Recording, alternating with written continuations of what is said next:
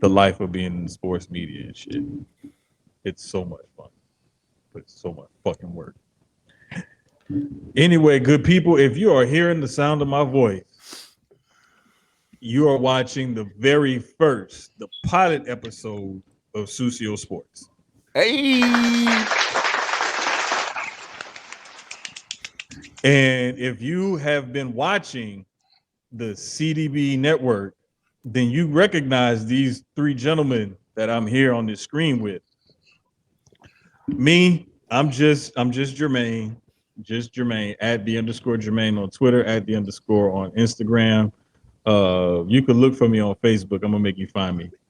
But I'm just here to guide the ship, to be the adult in the room because I play HR at CDBN. I am the HR director. And so oftentimes I get called away for business because things get a little egregious on Sucio boys. I would just put it like that. But yeah, we just want to bring y'all something different to the network because we all love sports. All of us have played sports on one level or another. Some of us have even coached it on one level or another.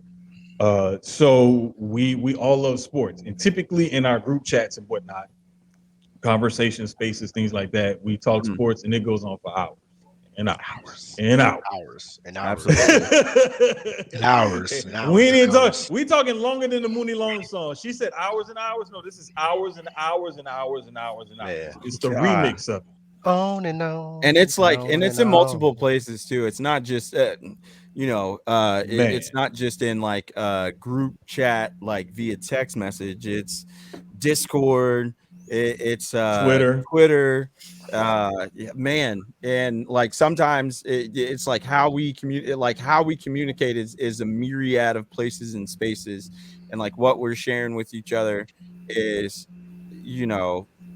when it comes to sports, is like we're just all over the map. Like everything is like we're just throwing information at each other. Sometimes it's overwhelming, but yeah, it's buddy. And just before we do anything else, and me being a rude host, let me introduce everybody that's here. The first man you heard, we're gonna be first up. He is the I would call him. He's like he calls the plays. He is the offensive coordinator at the CDB network. He's the Barry Gordy of this shit. Yeah, thank you. There you perfect. Good job, Dre. Good job, Dre. Phil Jackson. He is the Barry Gordy, the Phil Jackson of the CDB network. Know what I'm saying? The one and only A-Hun the Shogun. A-Hun, tell the people who you is. Hey, listen, fam. Even make it a little bit better. I am the Johan Cruyff. You dig what I'm saying? Of this game. It's beautiful. I am the co-founder or one of the co-founders of the CDB Multimedia, CDB Network, all those acronyms. But ultimately, I knew that we needed more presence in sports, and who better to have lead this conversation than like all of the guys that, of course, if you've seen them on all the other podcasts, like sports is something that I know that all of them have much more aptitude and understanding for. And it's not just in one particular sport, so to speak, like, or discipline thereof. So, yeah, man, I'm just here just to give every bit of support. Not only that, it's rare if I get to, like, as much as we talk, it's much easier for us to converse versus us just texting, or because the conversations seem to be a bit more fluid, and the dynamics are much easier to have. So I'm just here for real. Listen, I'm back up, even though I might be Barry Gordy. Listen, y'all niggas is Michael, you know what I'm saying, Gladys, all that.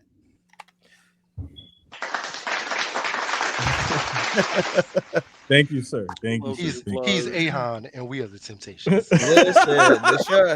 Ain't nobody coming to see you, Otis. I think more in line of like I'm the Shogun, but listen, the Shinobi are here in the building too. I just might call the plays, but these are killers out here. He may be Phil Jackson, but Tex Winters, he's at home right now. He's just not on the pod right now. Because Tex was the like the brains, the guy that you didn't know. Like you was like, wait, who's doing all of this work? Who comes up with all of this stuff? That dude. Yeah. That would be Sloan. He's just not here right now. He absent. He got the night off.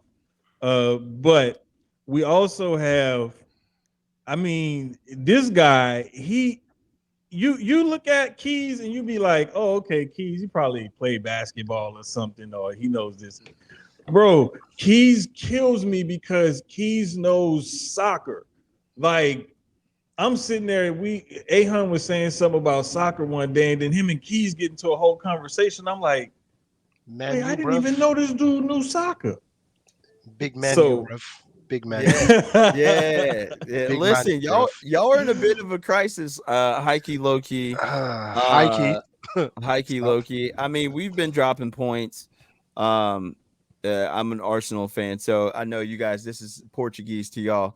But our teams have been linked for a number of years, going back to Sir Alex Ferguson for Manchester United, and then Arsene Wenger for Arsenal FC. Both are revolutionary coaches in the English Premier League. But our clubs have gone drastic changes. So funny enough, though, is the owners of both of our clubs are American owners. So Tampa Bay Buccaneers, obviously the Glazers, they are the owners of Manchester United. Surprisingly, not surprisingly, they've been trying to sell it, but their valuation for Manchester United is too high. I think they're just trying to go with the trend of global economics, but they've had some people that want to buy it. My club is owned by Stan Kroenke. Most of my team is owned by Walmart. Most of the teams that I'm a fan of are owned by Walmart. That's crazy. Well, because I'm a Nuggets fan, and then they got that Walmart money. I'm a Mammoth fan. They got that Walmart money. Didn't Stan Kroenke at one point in time own the Nuggets? I thought he does own the Nuggets. He does. He does. Yeah, bro. He owns the Rams, Arsenal. Okay. Yeah. So somebody else too. Oh, that's crazy. Me and the Man U valuation was $6.07 billion according to Forbes in June of this year. Yeah, dog, it's that Walmart money. I'm low key becoming a Wrexham fan. So Wrexham XD, yeah, listen. Because of Ryan Reynolds. Yeah. That's understandable. That documentary got me like I'm a LAFC dude. I'm a very much a late in life soccer fan. And anyone that knows my penchant for matching my attires knows that there's one thing I'm a sucker for. It's a good color scheme. And black and gold is a fire ass color scheme, and I saw these niggas playing, and I was like, you know what? I'm gonna rock with these niggas. It's crazy. You don't even rock with the Rapids. It's crazy, bro. No, these niggas is ass. I saw them play live and in living color. These niggas is ass. To call them ass is an offense to the peach emoji. These niggas suck. That's crazy. They suck worse than a New York hooker. Wow. And that, ladies and gentlemen, is how we introduce Dre, because Dre be egregious as fuck. Bro. I was trying to be. There's Dre. You knew it was coming, bro. There's Dre. It was bubbling up, and like he. It's like he just got to get it out. Once he get it out of his system, he got to at least just like.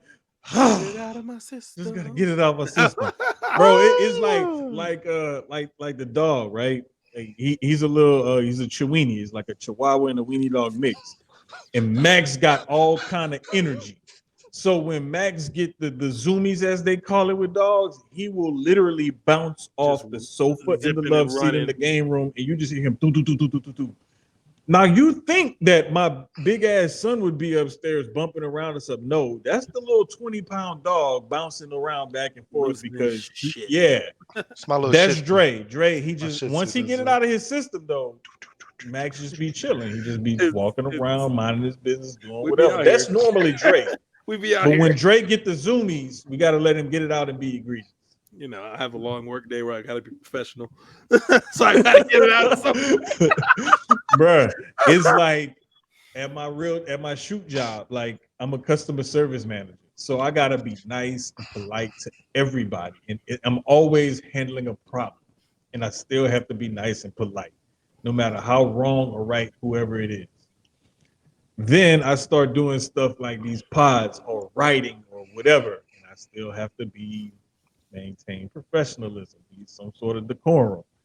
It's when I get to be on Twitter or something like that, or when I come on Sucio Boys, that I could be like,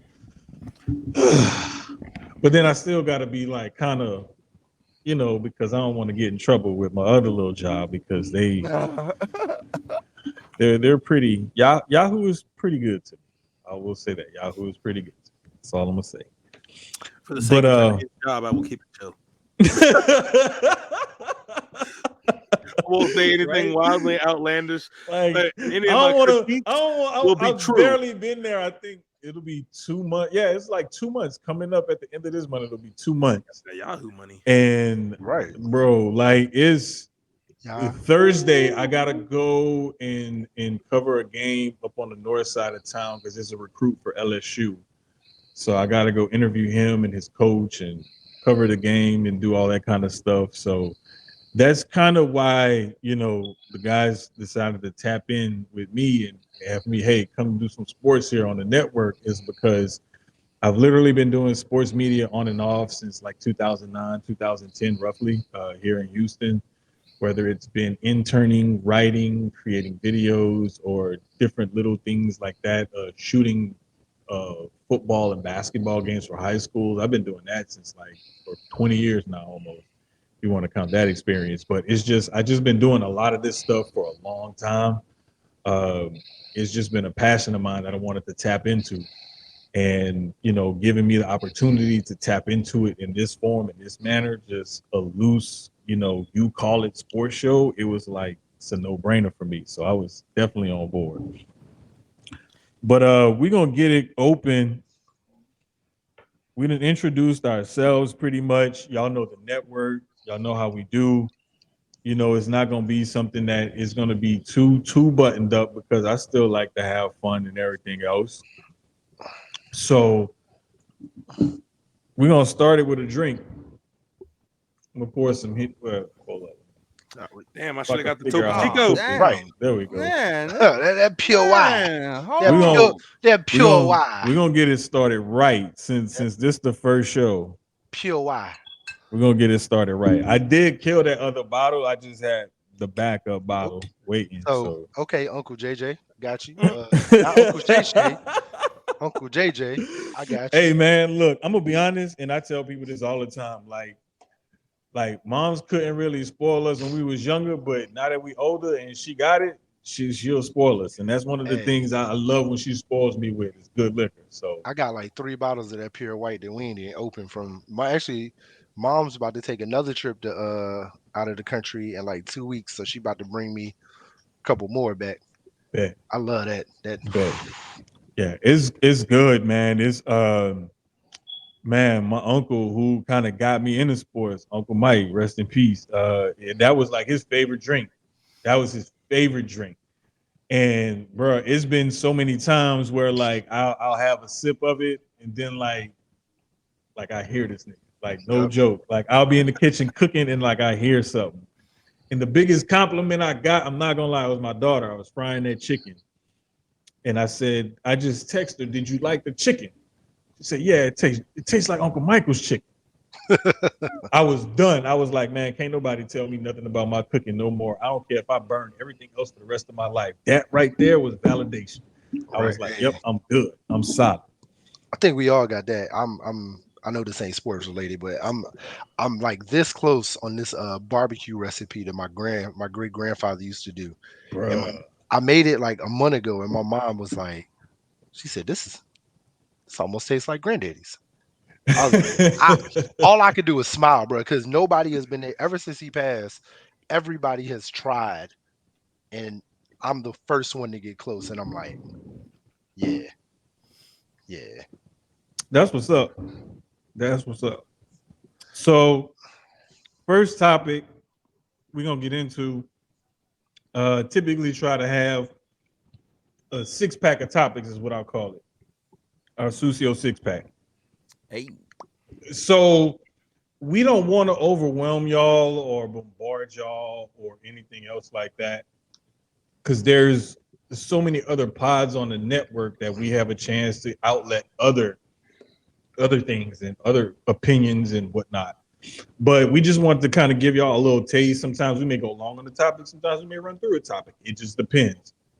But we did want to give y'all at least some sort of format or something to kind of keep it fresh, keep it light, and keep it civil. First up is we're all into the NFL season. We're 3 weeks in now. You kind of starting to see who teams are, what they're about, from projections of the off season through the preseason to now that we're 3 weeks into the season. What are your biggest surprises and or disappointments so far this NFL season? Ooh. The Broncos being 0-3. We traded draft picks for Sean Payton for what? This Svengali, who was supposed to fix broken Russell Wilson, has done fuck all. And also, he hired inept Vance Joseph. Vance Joseph is the only coach I know that did so bad as a head coach, did so bad as a defensive coordinator in another team, that he still gets a job again. He's easy on Vance Joseph. I know Vance Joseph. Easy on Vance Joseph. But I get what you're saying. I'm going to stand on what I'm saying. I get what you're saying. I respect it. But I'm going to stand on what I'm saying, because you double down. I think he has some information on people in high up offices, because how does he keep getting these opportunities? Him and Jeff Fisher, he would go 7-9 for years and he never lost his job. But what I'm saying is why are y'all surprised about Russell Wilson? Because this is what I'm talking about. Like that they gave him that contract. Well, that's stupid. I mean, Denver's been trash, bro. Do you need a business degree to work in a front office of an NFL team? Because some of these people clearly have not taken like business 101. Because so in my logic, if what sense does it make if you say for example you have a building lease, and it's a building lease that has its off season where different people can buy ownership of the building if no other teams doesn't go for it, like a shared space. If you have 2 years left on a shared space that you inherited, without seeing how the space operates, works, or runs, or even what the lighting is or any of that kind of thing is, why would you sign a 5-year extension and then get stuck with a dilapidated subpar building? Because that's exactly what the Broncos did with Russell Wilson. Well, here's my question. What the fuck have the Broncos done since Peyton Manning left? Inept leadership from John Elway. Thing. Yeah, John Elway, I'm talking to you.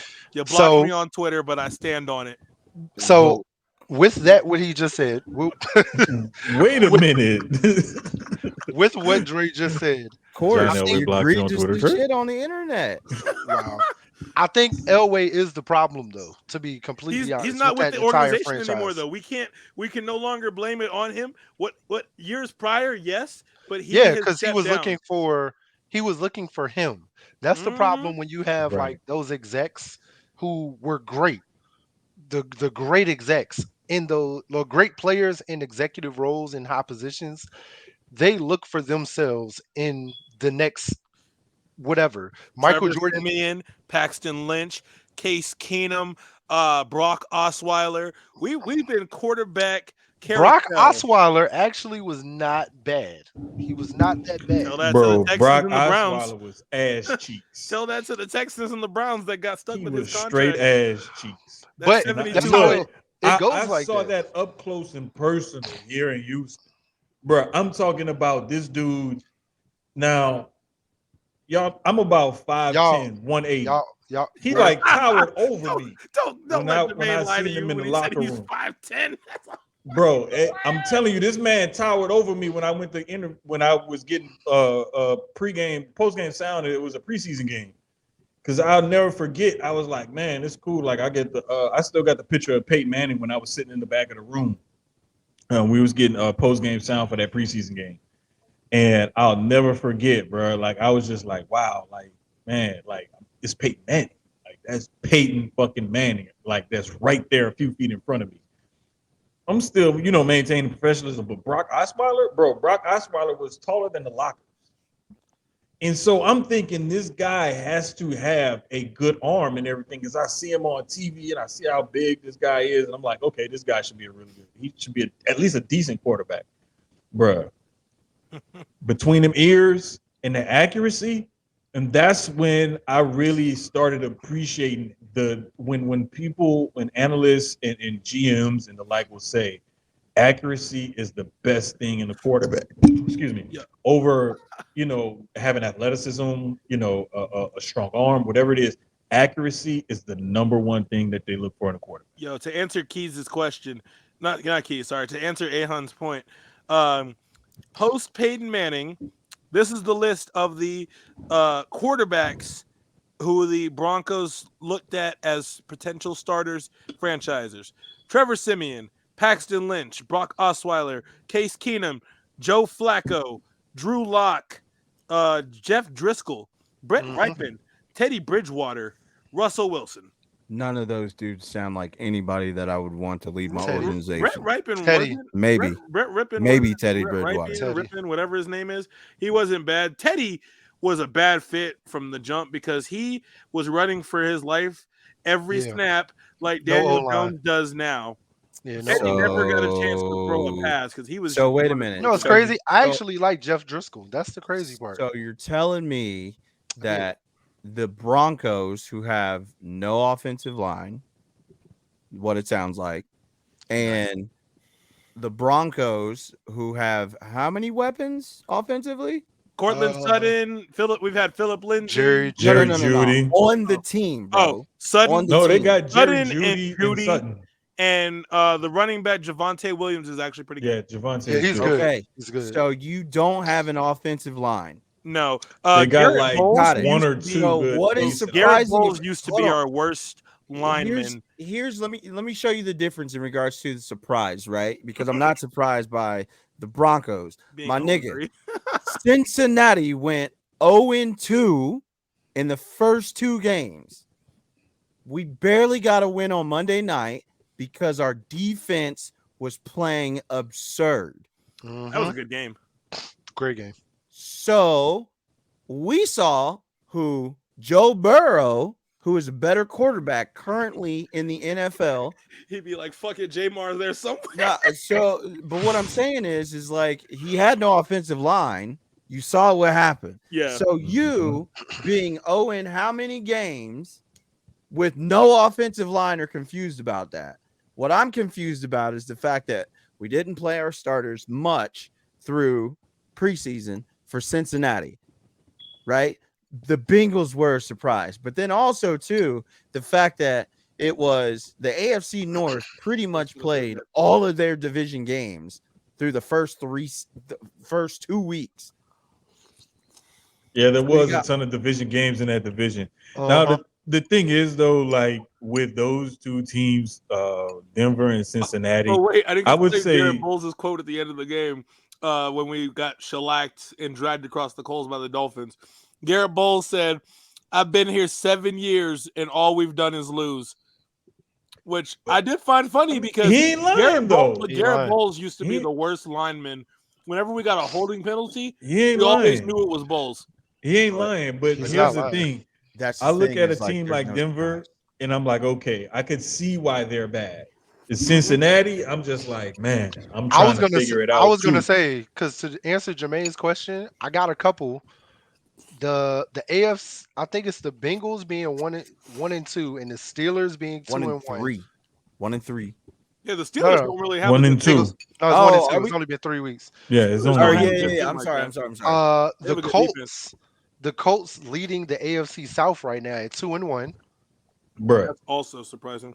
and crazy. also the entire NFC North. Because out of the NFC, that's the only surprise to me as of right now. The NFC East is exactly how we thought it would be. Lions From are going top to to take that bottom. division.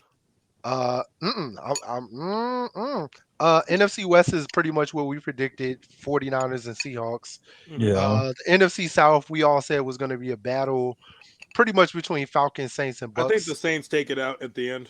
Yeah. Yeah, I think them and the Bucks, which is what I said when we all talked in the beginning.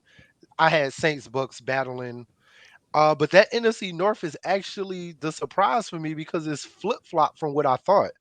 I had Vikings Bears being 1-2 at the top instead of tied for third, and the Packers being 2-1 is a huge surprise to me because first year Jordan Love. You didn't believe in Jordan Love. I didn't. I'm not gonna lie to you. I'm not even gonna front like I did. Okay. I'm not Here's shocked a by the better Lions question. though. Here's a better question about Jordan Love. It's not because nobody believe. Who did believe in Jordan Love? Anyone that says they did, The Packers. and they don't live in Green Bay, is a fucking liar. I mean, Yeah, that's if what you I'm get saying. no, If you- because that's the thing is like nobody really expected Jordan Love to do anything. No especially expectations this year. when you have a future Hall of Famer leaving your organization who Took a lot with him. pretty much. And Took the what's whole offense. surprising to me too is like Aaron Rodgers followed the exact same like career path as Brett Favre. The Vikings he's going to the Vikings next, guys. Can't wait. I think it might be a wrap for. Hey, I'm not gonna lie though. You put I think you put Aaron Rodgers on the Vikings. That's Super Bowl. That might be a dangerous Super thing. Bowl. Hey, don't disrespect Kirk like that. Hey, because I believe Kirk Cousins is a free agent after this season. But I think he Kirk is too. Cousins is playing his best football. Like the last 2 seasons with him, statistically, I think it's been his best football.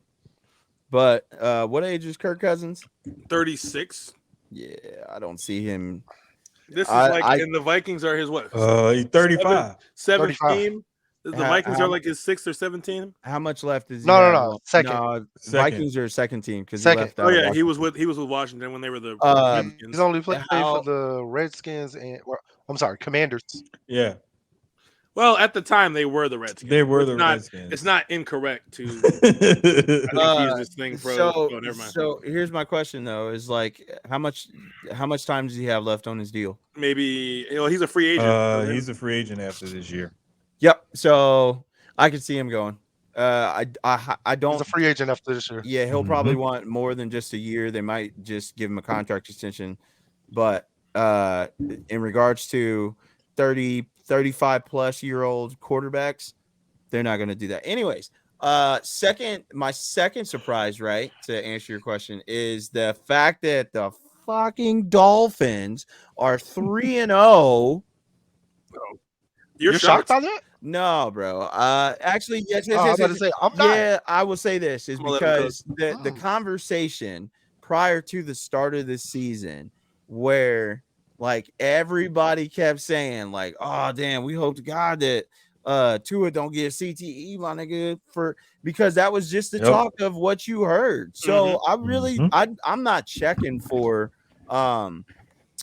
Dolphins like games or anything like that, but the thing is high key. The most surprising thing to me is the fact that like through 3 games from 2022 and 2023, Tua is on par with the exact same stats. Yep. But I'm talking like identical stats. Hold on. Don't cut this shit off. No, this nigga in 2022 was 3-0 with 72. I think this was set out of 101 attempts, 72 completions, 8 TDs, 2 INTs. In 2023, he's 3-0 with 72 completions, 101 attempts, 8 touchdowns, 2 interceptions. Bro, that's crazy. And somehow, that's crazy. Like, and he did that with supposedly no offensive line. Right, because Teron Armstead, who they signed over from the Saints, has been banged up. Yep. And a couple other guys just haven't really panned out, and they've had some injuries as well. So it's like when you look at that team, you're looking at them like, Tua playing, but an already hurt. No, I won't say hurt. A quarterback with an injury history, especially a concussion injury history, playing behind a subpar offensive line, and the first thing you're thinking is, it's going to get worse. Well, the question I want to ask y'all is, look, I'm not going to argue if Mike McDaniel is a good coach or not. He's a good coach, but would you say it's fair to say that the Dolphins team that he coaches now, it was like the foundation for it was built by Brian Flores? Well, it's the exact same thing, bro. I don't think they should have got rid of Brian Flores, and I think Brian Flores has every right to go after, like, in legality, because at the end of the day, he did exactly what you would have expected him to do, right? But then you also have to think about the fact that, like, if you look at any of the other white head coaches that had the same win-loss record for what he had during that year, and they got rid of him, make it make sense to me. Well, always back to Golden State. Fisher. No, fucking Fisher. When he was coaching the Rams and when he coached the Titans, and how he would go 7-9 all the fucking time. But I remember Jim Caldwell's first year as the coach, his second year as the coach, after having already taken them to like the playoffs and the AFC Championship game. Jim Irsay fired Jim Caldwell despite the fact that he lost Peyton Manning to a neck surgery. And the Colts were so invested in Peyton Manning, they hadn't drafted a quality backup because Peyton always played, except for like the last game before playoffs. And I'm like, you can't hold Jim Caldwell responsible for your 2-14 season when y'all never drafted him the personnel. But again, this is ultimately why the NFL is sports entertainment. Like, and a lot of people don't seem to understand where it's like some of these teams are hitting, like, especially when you look at like a lot of folks get into fantasy league and all this other shit. And it's like, I would much rather pay more attention to like how spreads and things like that, because that'll pretty much tell you a lot of your overall like results in the NFL. Like it's weird because like some people are like, oh, XYZ got the script right when we're talking about the Spurs and how they got the number 1 draft pick. Well, Greg Pop didn't decide to leave the Spurs because he got the script for the 2023 NBA season or some shit coming up. You know what I'm saying? 2020, like, it's possible. And when you look at like how these teams move, like, bro, who could have bet that? And I really honestly want y'all to tell me this, right? Who thought that potentially the Miami Dolphins would have hung up 70 against the Denver Broncos? Again, for me, that's why they're my biggest surprise. Like one of the biggest surprises that I've had. So again, Cincinnati, just because they've been pretty much a staple in the AFC, and not just the AFC North, which the AFC to me is the tougher of the two divisions. I said that. Especially when you're looking at AFC North, I think is the toughest division out of the AFC. And then you go and look at Miami and like who out of what they play out of the NFC. I'm gonna say the AFC. To me, the South? AFC East is the toughest division in football. Oh, Because when you look at the AFC East, you have Tua in Miami, you have Josh Allen in Buffalo. Mac Jones is not as bad as people think he is in New England. And before he got hurt, the Jets had Aaron Rodgers. And that's what I was gonna say. Like when we talk preseason, yeah, the way the AFC East looks right now, outside of the Jets because of Aaron getting hurt, is exactly what I thought. I honestly had Dolphins, Bills, Jets at the top. They were gonna move back and forth between 1 and 3. They were gonna basically beat each other up. Yeah, Patriots were going to be 4, but those 3 were going to move back and forth throughout the season, 1, 2, and 3, because of what he just said. Rodgers, Tua, Josh Allen. The AFC West is about the same as what I said. With the Chiefs killing it. AFC North, honestly, is about the same. I mean, I think that's the strongest. The Steelers are a sleeper. So Um, here's the reason why I say I the like AFC the North. North the Division too. AFC South is what surprises me because I did not have the Colts at the top of that with I a didn't young either. Anthony Richardson. I didn't. I And then honestly thought the he didn't Jags even would play kill, last game. In and the they game still, before that, when they beat the Texans, he missed most of the game. yeah, And they're and still 2-1. because they have who? Gardner Minshew, and I like Right. Minshew. Minshew mania, baby. Minshew mania, man. But I definitely had the Jaguars actually killing that division. So it's I I they've been did too. playing great every game. Don't get me wrong. I've watched all 3 of their games this season. It's just something, where they just haven't, in the end just haven't pulled it out. So I was gonna put a money line bet on the Texans on that game and didn't get it in before the game kicked off because when I realized that the Texans had won like 9 out of the last 10 against the Jaguars, mhm. and Trevor Lawrence himself is the only win in that last 10, but he's 1-3 himself against the Texans. I was Yep. like, you know what? I didn't What's a expect few dollars on the Texans? Like, Right. I You didn't know, expect few Stroud dollars on the to Texans. Just see I what didn't happens. expect Stroud to cook that game like that. Like I was not expecting that. there's a reason Okay, there's a reason he went number 1 and not 2. here's the thing. Here's the thing. When it was coming down to it, a lot of people were on the Bryce Young train. They were. Mhm. And people here in Houston were, I mean, there are some of them that were pissed that they won that game against the Colts and ended up with the number 2 pick instead of number 1 pick. Mhm. I tried to keep telling people, I'm like, they're gonna end up with CJ Stroud or Bryce Young, one of the two. That's not a bad second option if you end up with CJ Stroud. Yep. And that's how some people were looking at it here. And I kept trying to say, hey, you're not quote unquote ending up with this guy. You're gonna like this kid. I think that this team is gonna like him. And a callback like my comedian friends like to say to what I was making a point earlier about accuracy in the quarterback. CJ Stroud coming into this past draft season, was looked at one of the most accurate quarterbacks, if not the most accurate quarterback coming out in this draft class. He may not overwhelm you with the arm strength. He has some athleticism, but he doesn't even show it off all the time.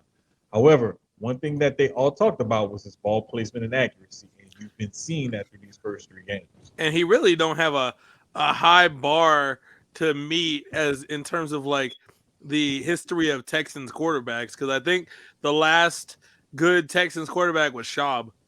That was like the last good. You had Nasty Man that's in Cleveland right now, but I'm about to I mean, say, yeah, Deshaun. Big yeah, Deshaun, man. Yeah, Let's you not, had but like, Nasty Man. but like let's not the act like bar, Deshaun numbers weren't that's true. amazing But with what the I'm saying bullshit they is were the giving. bar is not super high. Yo, for here's him. my I don't know about that. I would Here, wait. you're Let me clear regardless this of up his about Deshaun and his numbers real quick. That last year, full year he played here, they were 4-12. He led the league in passing. A lot of that was garbage yards. People don't want to admit it, just accept that shit. It was a lot of the times that team was down that year, and he had to try to throw them back into games. Partially his fault, not always his fault, but partially his fault. And they were just playing from behind, playing catch up. So it was a lot of garbage yards that he was getting. And plus, he almost didn't lead the league in passing that year. If Pat Mahomes would have played his last game of the season, Pat Mahomes was only like less than 100 or so yards behind him. He would easily eclipse. I believe so. So I know people like to look at numbers and stats, but it's like there's a lot of empty numbers and stats. Like a lot of people would talk shit about Chris Bosh and Kevin Love back in the day because they would say, anybody could put up 20 and 10 on a bad team, referring to the Wolves and the Raptors respectively that those two guys played for. But I mean, there's been a ton of surprises, positively and negatively, in the NFL this year. The season is just getting started. There's literally only, I think I counted, there's 1, 2, 3, four teams without a win, and there's only three teams undefeated. So when you look at the middle, like there's 4 teams without a win, 3 teams undefeated. 25 other teams either have 1 win or 2 wins. Yep. So it's still early. Let's not freak out and panic. But Dolphins, Bengals, who else did we say were surprises? Dolphins, Bengals, and Colts, Broncos. And Bengals. Those are definitely, Bengals, Dolphins, Colts, and Broncos. All the AFC teams were definitely surprised. I guess the NFC. Is there anything out of the NFC that's surprising? Yeah, NFC's I don't really see anything. They're following the same trajectory as last year. Like I said, the only thing that surprised me is the NFC North. That's literally it. Everything else is pretty much spot on is what people thought. The NFC East is exactly where we thought it would be. Eagles, Cowboys, Commanders, and Giants are still going to flip-flop, but that 1-2 is still going to be us and the Cowboys. NFC West is pretty much exactly what we thought. 49ers, Seahawks are going to battle for that 1-2.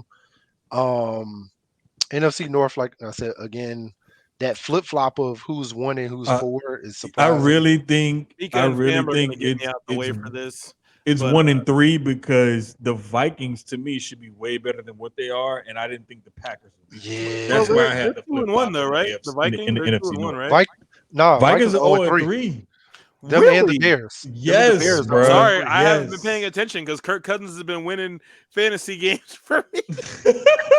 See, and that's the thing too, right? Because a lot of it's like fantasy football. Fantasy football gets people so pulled away from other aspects of like, oh shit, I don't know, he got me some points. Like legit.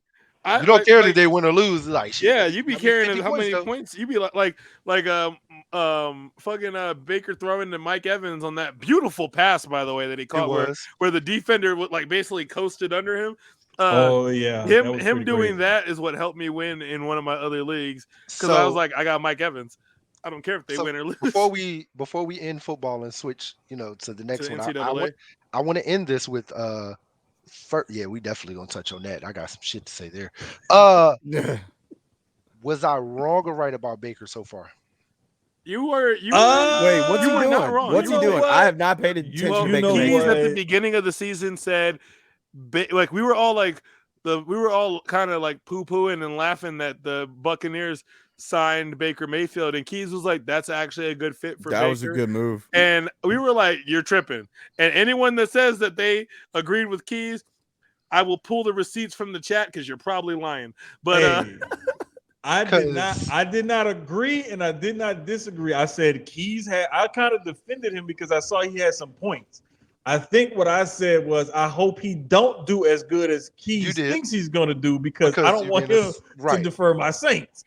But I did think that it was a smart move for that team to make as far as, do you give it to Kyle Trask or do you try to bring in and find trade for somebody else? They did the right thing. Yeah, I was going to say, I feel like if they played anybody else week 3 outside of us, they'd be 3-0 right now. But they ran into those green birds. Oh, here we go. I will say that like the one thing with Baker Mayfield, because it's like I feel like he was starting to get a bad rap, and I think that's probably the ripple effect of like Johnny Manziel, right? And I don't think that Baker and Johnny Manziel are anywhere close in regards to that. I think that he probably just had. Baker's not pissing away his talent.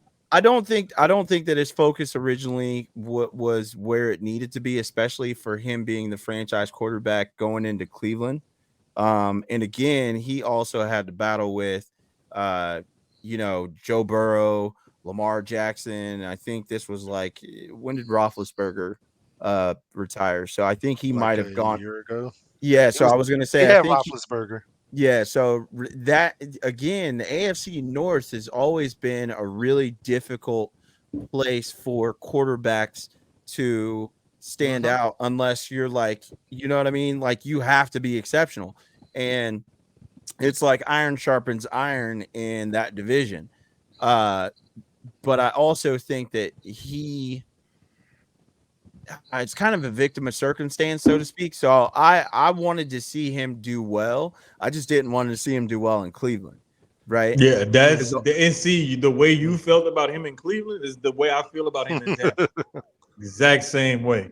But that's me with Mahomes. As long as he's not playing the Broncos, I love seeing him. I'm cook. good. Exactly. Everybody has that nemesis in their division. I need Mahomes to get the fuck out the way, bro. I'm not gonna lie. Joey, I like Joey Ice. I like Dak. I like Dak, and I just hate Dak with that damn star.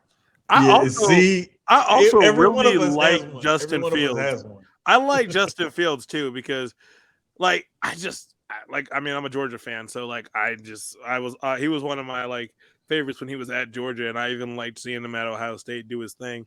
So there are certain quarterbacks that I'm like, as long as you're not playing the Broncos, I want to see you do well. I felt the same about Tua. So Sunday was a very tough day. I was like, all right.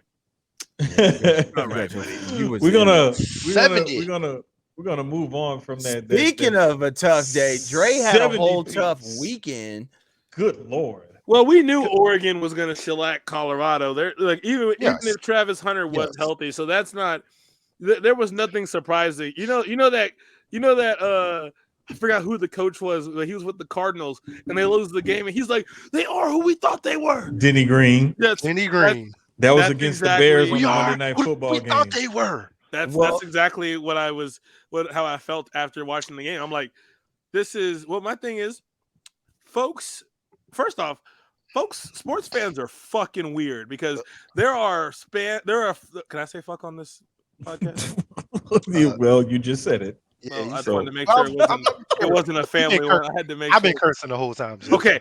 Anyway, so first off, sports fans are fucking weird because, like, did you really expect like Dion to go like undefeated in his first year at Colorado? This is like people had that same energy when LeBron, Wade, and Bosh got together in Miami. They thought the Heat was going to go 82-0.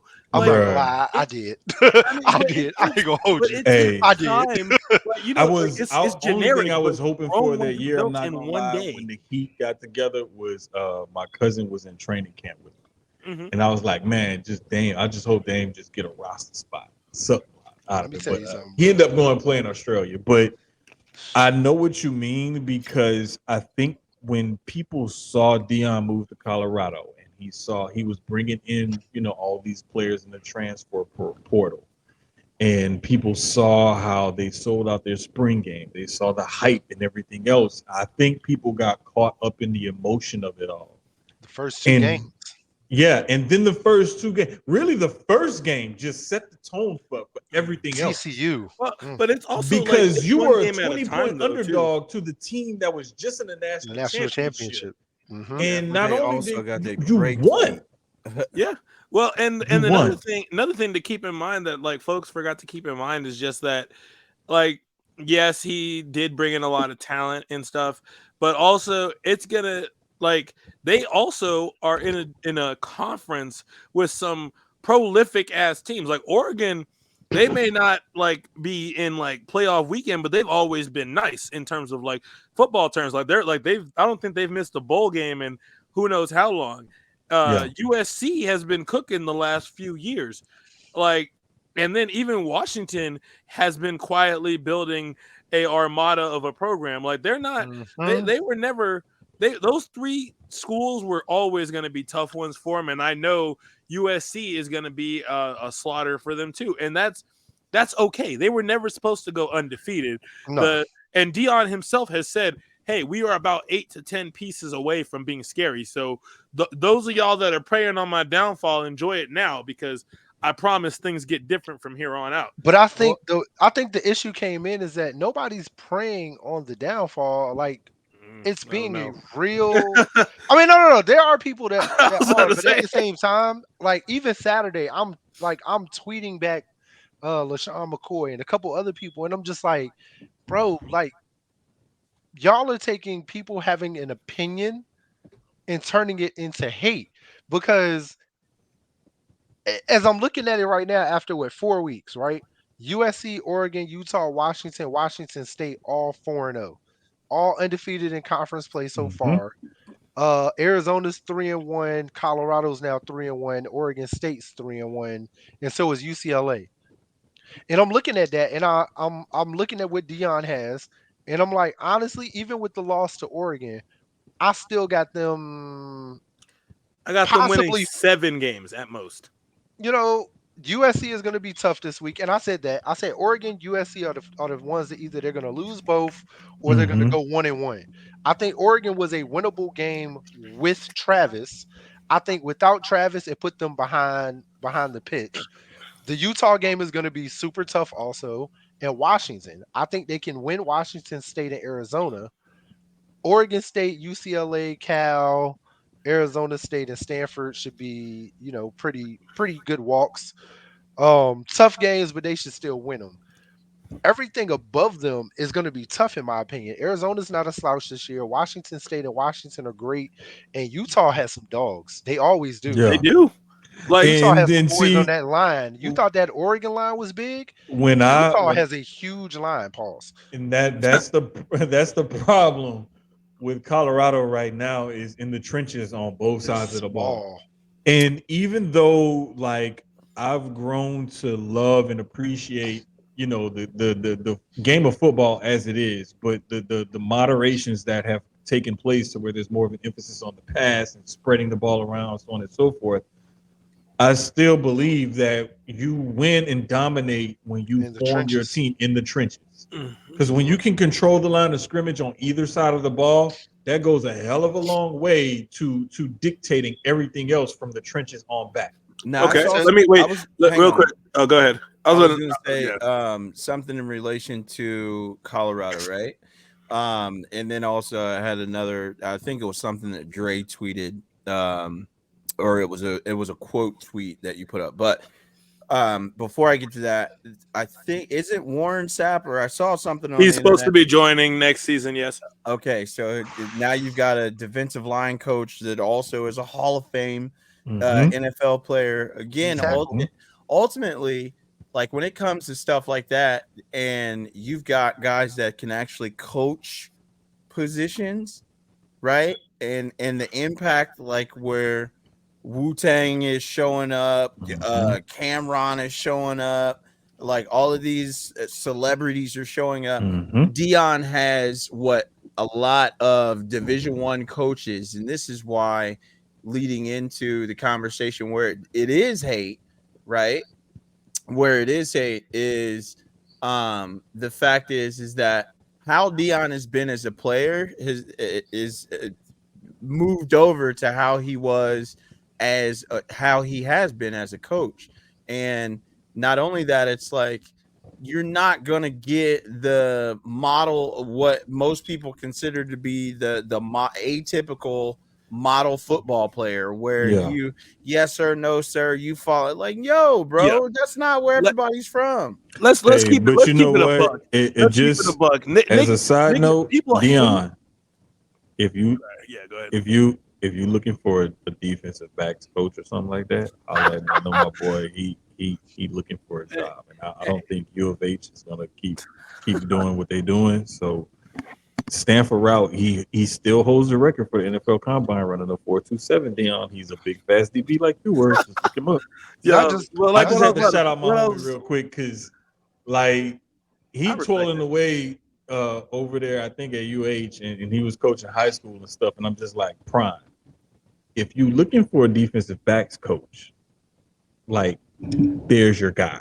If there's one thing people hate in the world of sports, it is confident black athletes who are not afraid to show their personality. And like Dion backed it up on the field. He backed it up as a coach. He's backed it up as a player. Richard Sherman backed it up on the field. And like people hated him for it. And I'm like, nah, talk your shit. You're out here holding it down. Talk your shit. Bro, if you look at it, let's go. You've got Dion as a player. You've got Muhammad Ali as a boxer. Right? So like where you can pinpoint those braggadocious people is that you need to stay in your place type. You got like, Kobe. I don't hold on. No, not like that. And I love Kobe was Kobe. never the one not that's like that. like No. Yeah. I'm Hey. talking like socially Basketball, I would say Iverson more. Bruh. Oh yeah. One of the coldest trash talkers in basketball was a white dude. right. Larry Bird came into the locker room what at I'm the saying three-point is, like, contest with his shooting jacket on and asked everybody who wants to come in second. Then went out and won the competition wearing the shooting jacket. The nigga never took off his shooting jacket. But look at that from a historical context. Look at that as from a historical context, right? Like the white dude is talking shit to all the black guys. And like, but you got to remember, this is at the time where he was probably one of 5 most popular players. No, not even popular at that point. Most dominant. 5 dominant white players in the NBA. Bro, he was one of the 5 most dominant players in the league. Period. Yeah. So Larry run back-to-back MVPs, and then I zoom think out. his second 2 more. Zoom out, y'all. Zoom out. I hear what you're saying. What I'm saying here is that, like, it's okay for the white player to but it makes people uncomfortable when Cam Newton is doing the Superman, right? Mm-hmm. Or it makes people like feel some type of way when Dion showboats or T.O. showboats. Or even fucking Patrick Mahomes. Patrick Mahomes, he really don't be like running his mouth like that, but niggas hate him. Because he's good. What I'm saying is, they didn't have that energy for. You got to look at how people are being explained, right? Historically, well, they are a troublemaker. They're a detriment to the locker room. Overarchingly, the conversation is not the same if you have that in a different player from a different background. Yeah, because look at Johnny Manziel. How many fuck ups did he get before he got Johnny Manziel? Hold on. If we really want to talk about that's the exception to the rule. This is the ISO. No, it's not. No, it's not. Yes, bro. he is. No, it's not. Johnny Manziel. Did you watch is the not documentary? Hold on. Johnny Manziel bragged about the fact, and the people sit here and say that his parents had money. How the fuck do you think this nigga got money? It wasn't because his parents were like rich. Okay, cool. You don't think this nigga was taking money under the table? Autograph signings. And let me watch tell the you what it documentary? was.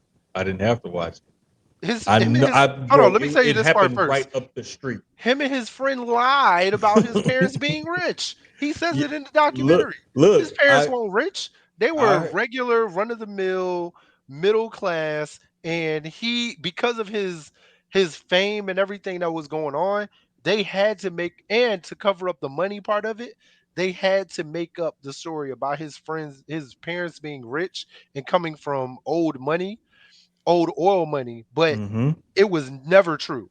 I'm gonna put it to you. You gotta watch the documentary. It's amazing. It's great. It's a lot of stuff. You feel bad for him, but then you don't at the same time. It's a lot of stuff in his story that, in that documentary, from what I've heard, that feels in certain things. But I'm just like, if he came from money, then why? It's like certain characteristics about him. I'm just like, well, if he went here and he came from money, it's like certain things just wasn't adding up to me. Oh no, he acted like it. Oh no, he really acted like a rich white kid. It was. I mean, I've seen these kind of kids up close and personal. Yeah. And I know how they act, and I've seen the adults that they turn into and whatnot. And it was like that light bulb never went off for Johnny in his young adult days. And for those type of kids, either that light bulb goes off for them or they fall way off the deep end. Yep. But if we talking about exceptions to and that the light rule, bulb never went off. So that's why I'm like, there's something missing about, and then to hear that he didn't come from all this money, that he made it up and all, I was like, okay, now that sounds more like it. But because if we're talking exceptions to the rule, like you were talking about, Jermaine, the first one that comes to mind, Tim Tebow. He got much hate and backlash. Also, let's talk about it. Colt McCoy. Colt McCoy used to just get shitted on for so much shit. Colt McCoy and Tim Tebow got shitted on a lot. I think the thing with Colt McCoy's dad being on the sideline or whatever at that game, the national championship game in Alabama, I think that had a lot because it was a perception thing. But getting back to the point, like just all this hate and this vitriol for Deion and doing what he's doing and whatnot. And then I look at like what Nick Saban did at Alabama. Now, Nick Saban didn't come in with all the flash style and everything else that Deion did, but Nick Saban changed the landscape of college football. Nick Saban is largely responsible for like, okay, we had this one system, now let's go to this other system of college football to include more teams instead of always having this one team there. Or the team that beats this one team always gets there. So they literally changed the rules and the way they award the national championship, partially, not all, but partially because of what Nick Saban was doing at Alabama. When you look at Deion and what he's doing now, what he did was he took advantage of the transfer portal. They're taking advantage of the NIL deals and whatnot. And they're playing within the rules of college football. They're just doing it with a lot more flash and a lot more style, bringing the culture into it. And to me, that's the part that I think people don't like.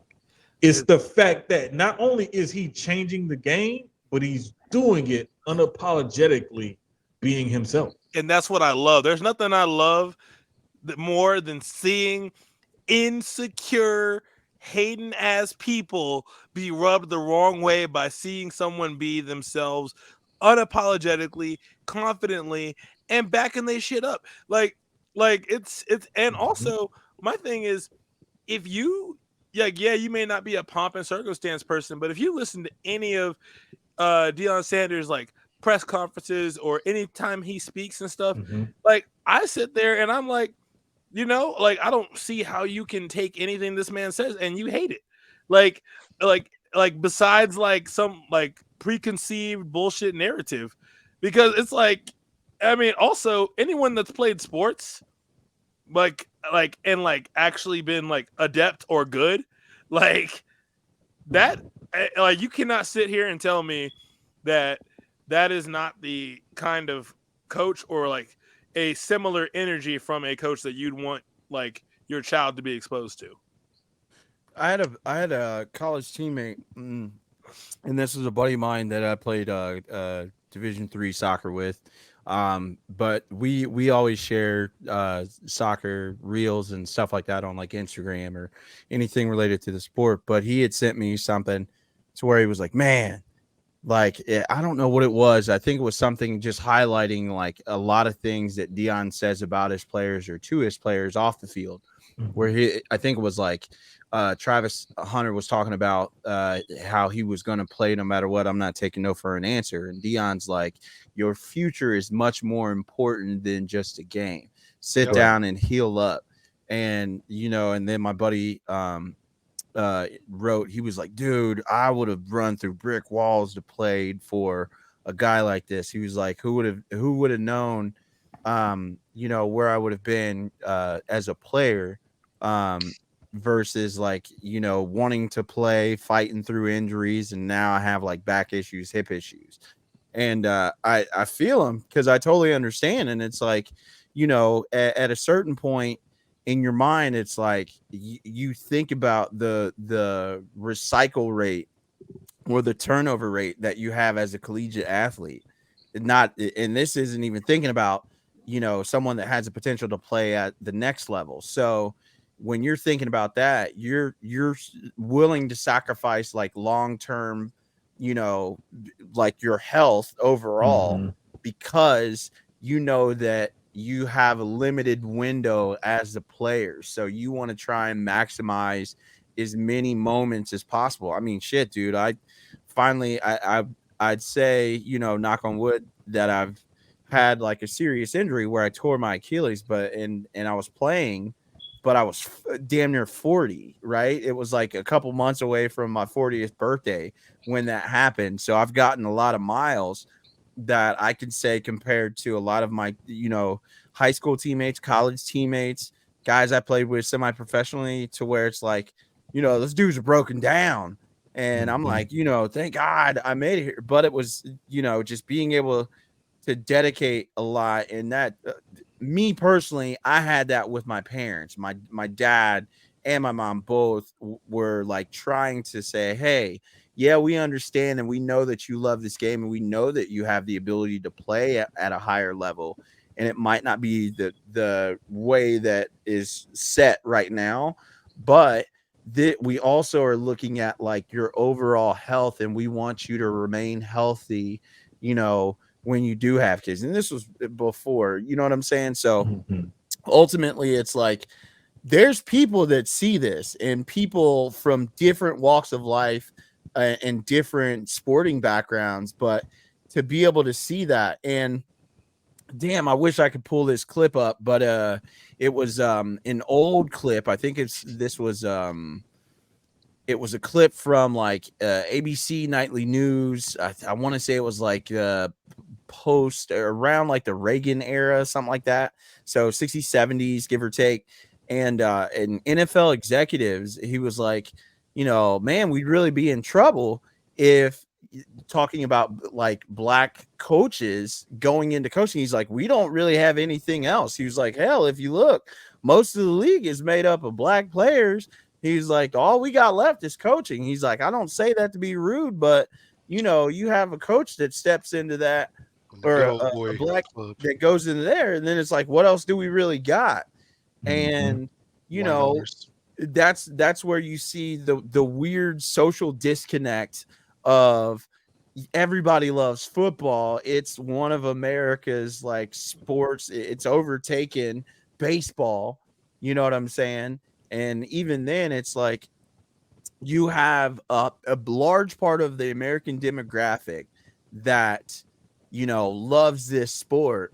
And some of the greatest players that have ever played were some of their sporting heroes that looked like them. But now that's overarchingly changed, and it's like, well, shit, man, if you just pay attention to history, you motherfuckers were breeding black people for years. What do you expect? Some of their offspring and lineages are going to be fucking superhuman. And you know, the thing that I said, I love the most is he's changing the game, being unapologetically himself. Unapologetic. But he's doing it. He's being himself within the confines of all the rules and all the speculation, all the scrutiny, everything else that's coming with it. You know, and the reason why I drew that comparison between Deion and Nick Saban is because Nick Saban changed the landscape of college football himself, and nobody said anything about it. I mean, they literally changed rules and things like that because of the things Nick Saban was doing at Alabama. I'm so glad that you brought up Nick Saban, right? So I knew that there was going to be a drastic shift, right? There was going to be a drastic shift in how a multitude of things can happen. So, and this is to all the folks that are naysayers. And what really kind of kills me is like people from our own culture that were like dragging Deion because he was, you know, making a jump. Okay, well, let's be honest. I don't think as many people had much to say about Chip Kelly leaving the University of Cincinnati before a bowl game against, if I'm not mistaken, Florida. Like the post Saban or just, I think this was still or maybe post Saban era Florida, right? So nah, Saban was at Alabama. You mean Urban Meyer? Urban Meyer. Excuse me. So post or just, I think this was right before Urban Meyer left or just after he left. So you still got his recruits playing against Cincinnati in a bowl game, but you're going to leave because you're going to go take over the head coaching position at Notre Dame because it's always been a dream. Whereas like Deion leaves an HBCU after bringing them out of the mud, taking them to a championship game in his first year, bringing in recruits that then brings money that all of these folks that are in the administration piss away. He doesn't even take any money. He doesn't need the money from the school. It's to the benefit of the school. Nobody would even know shit about Jackson State. Oh, Keys, you're on mute. You dig what I'm saying? Yeah, like, that wasn't Chip Kelly. Chip Kelly went from New Hampshire to Oregon. Well, I will say, going back to number one player in the country. That's what I'm saying. Jackson State. So to end this, ultimately, the reason what helped me understand is when Deion was at Jackson State, Nick Saban had stuff to say about what Deion was doing. Wait a minute, my nigga. Ain't you pulling like Power 5 recruits and all this other shit? And you literally have, in essence, like you've got a refresh rate like shark's teeth. Because here's the thing, and I know this from hold up, Jermaine. I did want to get this off because Ahun brought up an earlier point, but we kind of segued into what Deion was doing. It was when you were talking about your friend talking about how the coaching world doesn't have too many opportunities for black coaches, as one of few, because obviously I coach lacrosse, and even when I was coaching wrestling, like there's not a lot of us in here, and like no matter how, like it's kind of funny that this happens, but also like being of the culture, y'all understand why this happens. But when like no matter how tight tightly contested a game was, or what the score differential was, the energy that I get from like the opposing black coaches, like at the end of the game is done, we all have always said this to each other. It's so funny how this happens, but like at the end when we're shaking hands or whatever, we dab each other up and we're like, hey, it's good to see more of us out here. Like that is the one phrase that has always been like we've always said to each other. And it's true because like, sometimes like, I'm not going to lie, being the only black coach on staff, I definitely feel like man on the island, because it's like, yeah, I know what I'm doing. I've been coaching this shit for years, but also sometimes it feels like there's not anyone that like I can really like relate to, so to speak, especially and there's been a lot of white sport. Yeah, there's been a lot of people who've been saying, hey, there are these other black coaches out there in college football that we can go out there and support and whatnot, and like show them some love and appreciation and whatnot. And somebody said it's Penn State's coach, forget his name, the coach at Maryland, and I can't remember it's three other coaches. But here's the thing, James Franklin at Syracuse. It was Penn State, Maryland, and Syracuse. And they were saying, well, none of these schools brought out so-and-so. Pause for the cause, because Penn State had Sexy Red at their whiteout game just this past weekend, if I'm not mistaken. Yep, she was. So you can't say that these other black coaches in NCAA aren't doing some of the same things and having some of the same kind of effects and whatnot. I mean, it's not a lot. It's not to the magnitude of what Deion is doing, but it's something. Red in State, that's still random. It's something. It's random. The Sexy Red showing up at Penn State's whiteout game is just about as random as that picture she took with Woody Johnson, the owner of the Jets, a couple weeks ago. Yep, which was also random. Two of the most random picks I did not have on my 2023 bingo card. You see the way that this is now going to change, like recruiting. Imagine if, because he's technically, I mean, he's not at like a really big school. Like, I mean, for him, Colorado has a good history. Colorado does have a good history, but what I'm saying, they're not like a prestigious or historically prestigious like program. Whereas like you have an Ohio State, or you have like, I would even say like Michigan. Michigan has Colorado isn't one of those top tier blue bloods. They're like they're like mid.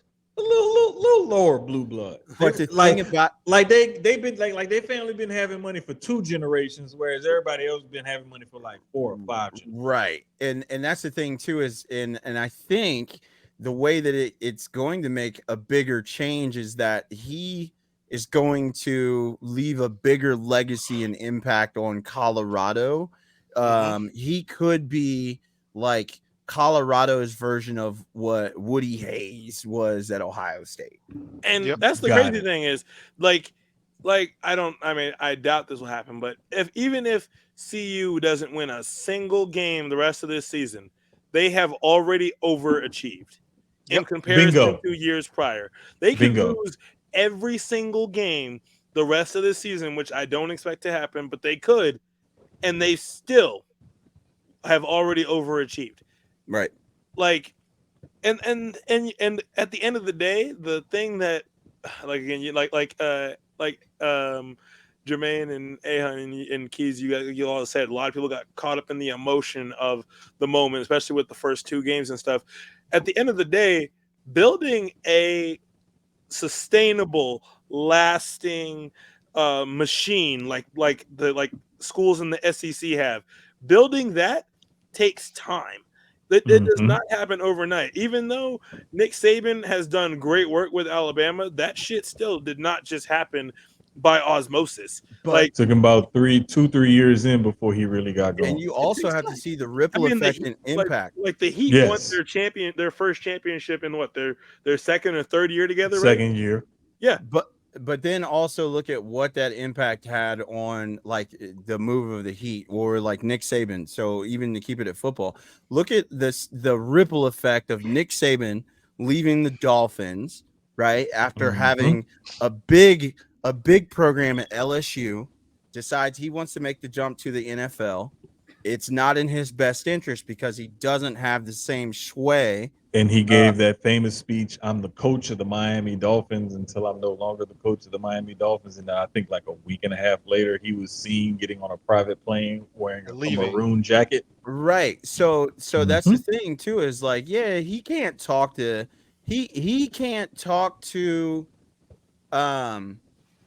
NFL players to where it's like he has the same allure and like I guess like stardust on him that he can walk into a high school kid's house, right, living room, and then, hey, I want you to come play at the University of Alabama. Well, shit, man, the whole reason in my mind is I'm going to go to Alabama because this program is pretty much pumping out NFL players. But what can Nick Saban tell you about getting to the NFL as a player? You have to abide by. No, hold on. You have to abide. Like, he can't tell you how to be an all-pro. He can't tell you how to be a Hall of Famer. He can coach you into a certain point, but like he's coaching from theory. And this is where like the conversation, if we were to talk about from the standpoint of we'll equate this to soccer, right?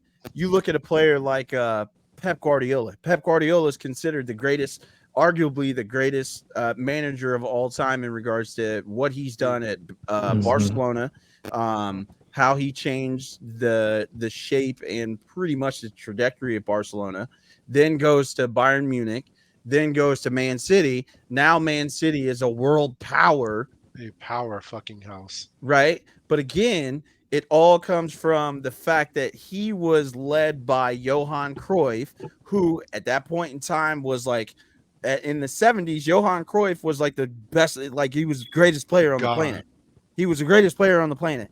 Then turns around and becomes a manager at Ajax. Like he was the best player at Ajax, won three European Cups, which is equivalent to the Champions League at Ajax. Then goes to Barcelona, takes Barcelona from a trash program to winning the league.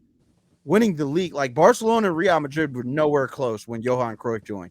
Then Johan Cruyff goes back to Ajax, becomes a manager there, wins a European Cup there, then goes to Barcelona and has the original dream team. Well, excuse me.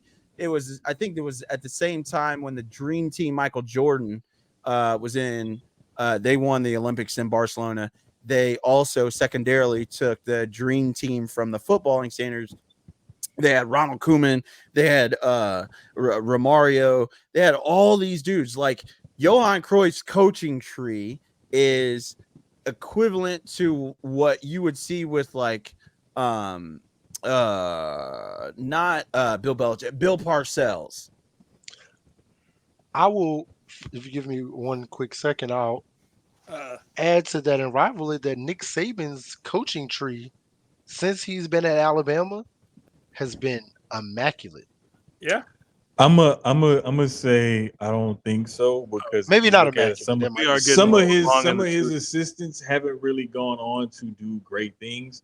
But I think the bottom line here, what everybody is saying, we all saying the same thing, that we just think what Dion is doing is going to leave a larger legacy, not only for Colorado, the school, but for college football as a whole, and especially for guys like us, young black men, let's just be honest, in this country who feel like they can go to these places and they can make a change and they can do things and they can be unapologetically themselves. Yep. And make those changes and make positive changes, being unapologetically themselves in these spaces. And I think it's a beautiful thing to see, because you need more people to feel like they can go places and do things that others can't really go and do, and show people, hey, you can blaze a trail, you can be something, you can be somebody, and you don't have to conform to what society says you have to do. And the fact that Colorado's moving to the Big Ten next year. Exactly. So it's going to give That's them, what I'm saying. they're going to dog. keep the profile up That's while what I'm they're saying. raising the level of play and raising the expectations and building a program and building a legacy there. The only thing that's going to hurt them is now recruiting wise, they're already battling with these teams, but now they're really battling with the Ohio States, with the Penn States, with the Michigans, the Michigan States. It's really going to be for Dion from the recruiting standpoint, and not saying he can't do it, but it really is like, what am I doing for you? What am I bringing to the table And here's the for thing. you that When those historic programs can't and when won't? you look at the one of the biggest things that I've noticed in college football recruiting, a couple of things that are huge. Number one is facilities. Guys want to be able to come to those facilities and see what you have and know, I'm going to be spending, if I have 24 hours in a day, I'm probably going to be spending 16 of them at this place. Am I going to like this? Number two, they want to know, with the ones with aspirations of playing on the next level, can you help me play on the next level? Your position coaches are going to be the guys you're going to spend the most time with. So that guy, whoever that is directly recruiting you, your position coach, you want to know who this coach is, what he's about, so on and so forth. But one of the other things is, you got to look at the NIL deals and whatnot. You got to look at the exposure, television and TV rights, streaming rights, all of this stuff. There's so much that goes into it. Especially However, because with Dion at CU, I think the USC game's getting the primetime slot again, which is going to be the 5th primetime slot game that they've been able, like the 4th primetime slot. But they're going to command all of that kind of attention because of who he is and what he can do for them. And so now what you're going to see is that players are going to be like, you know what?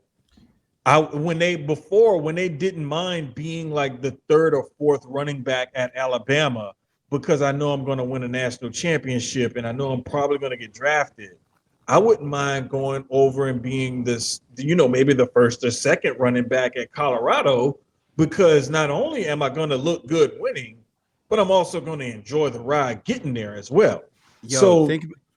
There's a lot to look at when we look at, how he's changing the landscape of college football and what's going on. I was going to say, to close this out, if we wanted to, is that he just took up, I think he just submitted 5 trademarks, right? So NIL in and of itself, the NIL gives you a wild, basically it gives you way more leverage as a player versus like the reason why most dudes are trying to make it to the NFL is because guys that Dion can recruit, that normally the bigger schools were recruiting, is that the carrot at the end of the stick or the rope was that you can get to a place that you can alleviate whatever type of generational curses you might have in your family if you make it to this ascended mountaintop, right? Because there's only a select few of people that can make it to the league. 1% of 1%. Right. Yeah, and it gets smaller and smaller. And then as the you dude go up. now he's bringing in attention for the ability of potential sponsors. Hey, I can go to Colorado, bro. I don't even got to worry about going to, you know what I'm saying? I can go to Colorado right now. Go Saw play like under Dion. 6 commercials with Dion in it during that shellacking. That's what I'm saying during the game. So you got the potential to go play for a dude that is a Hall of Famer in a sport that you want to achieve at the highest level. This dude was a 2-sport athlete. Like, I'll go play for somebody that can do something that nobody else can teach or coach. That's what I was saying in regards to Saban. Saban does have it, like, to a point, but the ability to spark something completely different, because the difference is with Saban, he wouldn't be Saban if not for his win-loss record. It's true. Dion don't give a rat's. He don't give a kitty about that win-loss record. He gives a kitty about the well-being of creating good men. That is a bigger marketing tool for recruiting, and parents are going to hear that, and you are going to make my son into a man, right? Exactly. Develop players for the field, create men for the world. Yep. Bingo. And that's the perfect point to wrap that up on, because that's one of the biggest things that I love about how he's changing the landscape of it, is that he's doing it, but he's also doing it with that one thing that really touches parents' hearts when it comes to sending your son off to play for somebody. When he's doing that and he's taking care of that off the field part for your kid, that sells everything else for a parent. Moving on to our next topic, just real quick, update on the PLL. We just so happen to have one of the PLL's our lacrosse correspondent, members, our PLL correspondent, who got in touch with the commissioner of the league himself. I mean, and what's crazy is, I had a homeboy earlier, like a couple of days ago. He tweeted something about, I said, "Hey, you like lacrosse?" He was like, "Yeah, a little bit." Bet. Listen to this podcast. It's fun. Yo, here's your insider right here. We have a lot of fun. So the championship just took place on Sunday. It was the Archers making their first championship appearance against the defending champions, the Water Dogs. Really hotly contested game. The Archers would win by 1. The game, unfortunately, was not without its controversies. People are human, but there was a little bit of a shot clock error throughout the games, but it was not in a way to where either team had one more sway than the other. It was super cool. Super happy to see the good guys win. I'm excited for this next season of college, because I just got an update that Jamaica's best player, Stone Evans, is going to be playing at Stony Brook College. Where? Oh, wow. He's going to be playing at Stony Brook, it is a smaller school, but the reason why it's good is because it's going to give him exposure. And with D3 studs like Cross Ferreira from the Chrome getting drafted, the notion that you have to go to a D1 school to have success is done and over with. You no longer, in the world, at least in the world of lacrosse, you no longer have to go to a D1 school to have success. Y'all want to know why my beard looks like kind of freshly lined up and everything? The barber's coming. Uh-oh. Hell yeah. My personal barber is here. What's poppin'? Yes, sir. No, God really said copy paste. That's for everybody who was talking about how much my daughter looked like me, because yesterday was National Daughters Day. And so I posted a picture of my daughter. And a couple of people were like, "Oh my gosh, your daughter really looks like you." I said, "You don't." It was my homeboy Eric from Backstage Brawl podcast. Shout out to them fellas. He was like, "Man, your daughter really looks like you." I said, "You must have forgot what my son looks like." Copy. But yes, that was just a brief update.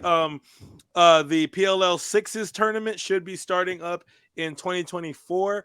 I'm waiting for them to announce a location date before I get my tickets. Hopefully, it's in Virginia again, so then I can stay with my mother instead of having to. Sir.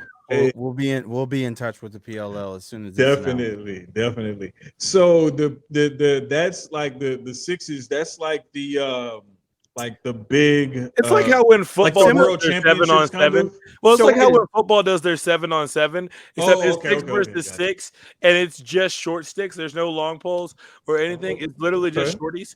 And last year, Romar Dennis cooked, and I really loved getting to see Romar Dennis and Miles Jones show out because again, I love when Black athletes are able to have their dominance and prolificness in a sport on display because I believe it is inspiration and representation matters for everyone, which is also why Nat St. Laurent, who coaches for the Redwoods, is one of my favorite coaches. As a Black coach myself, it is inspirational to see a coach that, even though he's a little bit more reserved, he is still like inspirational with his conduct and his words. Yeah, man, it's cool to see like when you look at other sports that are like dominated by athletes not here in the United States. Mbappe.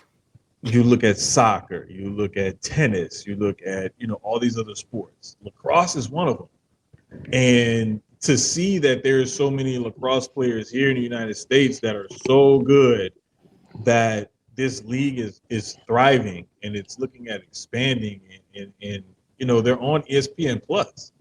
It's not even that you have to try to find and ABC for the first time in 2 years.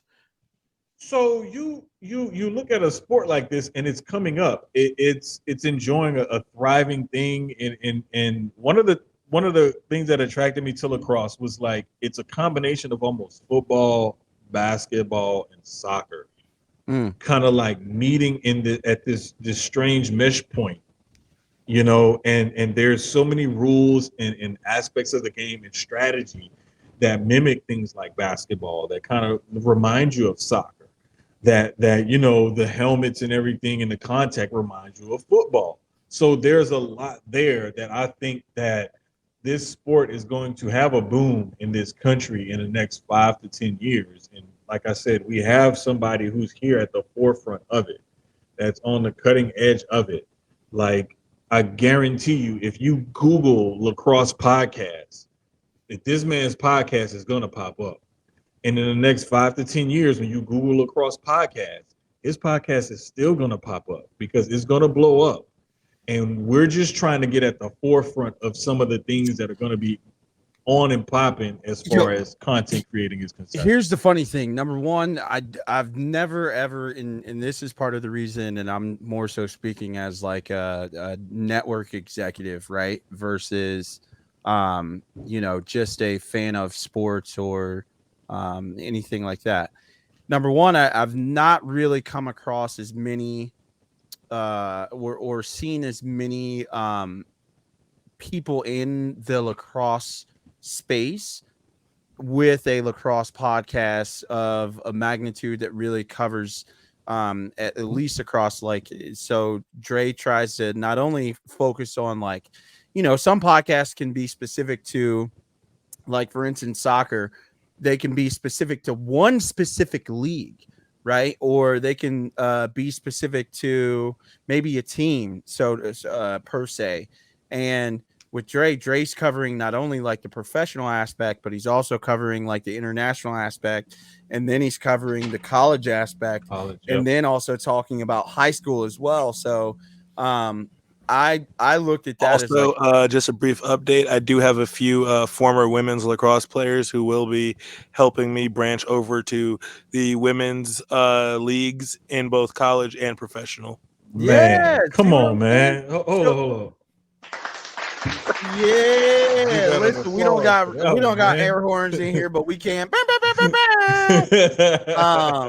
But no, so ultimately, like for me is looking at somebody, trying to do my best to have like, instead of just like what I see in front of me, and I think a lot of times with stuff like this, right? Like this new space of media where, especially within sports, the news cycle is so the turnover rate is very quick. Like the refresh rate, like you said at the beginning of the pod, is like the news cycle. It turns over in such a quick time frame. But the cool thing about this is that like Dre's pod not only stays in tune with like what is happening in the now, but it also simultaneously is one of those things that you can revisit because it is educational. Like I've become more in tune and understanding of what I'm looking at. So I can see lacrosse and I do see the aspects in the familiarities with soccer, but I also see it a little bit more in the aspect of like watching hockey on grass, right? So then it's like, oh, so then you have these aha moments, and it was like that for me when Dre started talking when we first had a conversation, even before any pod had been done. He was like, "This is what I want to do. This is my vision for it." And like I said, sight and vision are totally different. Like he had a vision for this, so for him to be able to not only pull a rabbit out of his hat, but keep doing it in a way. And then lo and behold, he turns around and he was on press row at, the PLL games when they were in Denver. And then it's like, that's only awesome. Person physically he was the only there. person physically at post-game conference. And wait, we talking about that, and that's just the one podcast that he has on the network. We haven't even started talking about the health and fitness podcast, which we are in regards to Aim High, we are getting more and more prominent guests. Shout out to this upcoming Friday. I'll be sitting down with Mikey De La Pava, and he's got just like a new training concept, which I am gonna really try my best to push out to not just people that are health and fitness enthusiasts, but athletes of all variety, because it's a concept that I think is going to be very beneficial. So I'm excited for that. And if any of you guys are able to join, it'll be taking place at 12:30 p.m. on Friday Eastern Standard Time. So it'll be 10:30 for me, and whatever time it is for the rest of y'all. 11:30 my time. 11:30 like if y'all end up making it, that'd be great. 12:30. But I'm real excited for that one. And, dude, shout out to Dre, man. Like, he really doing it. We call him the most egregious dude on the internet, and of course that's us just kind of like chopping it up with each other and giving each other banners, so to speak. But like again, I've said this on Sucio Boys, I'll say this here as well, and I'll tell you guys too, is like the dedication and really commitment it takes to do one podcast is one thing, right? But it's something completely different when you're like, okay, I'm not only going to do this podcast and like bust my ass to do this, I'm also going to start another one, and I'm going to try, and I'm going to make this a brand. Oh, lo and behold, this second one, we're going to go to the World Strength Games because I really believe in what I'm doing.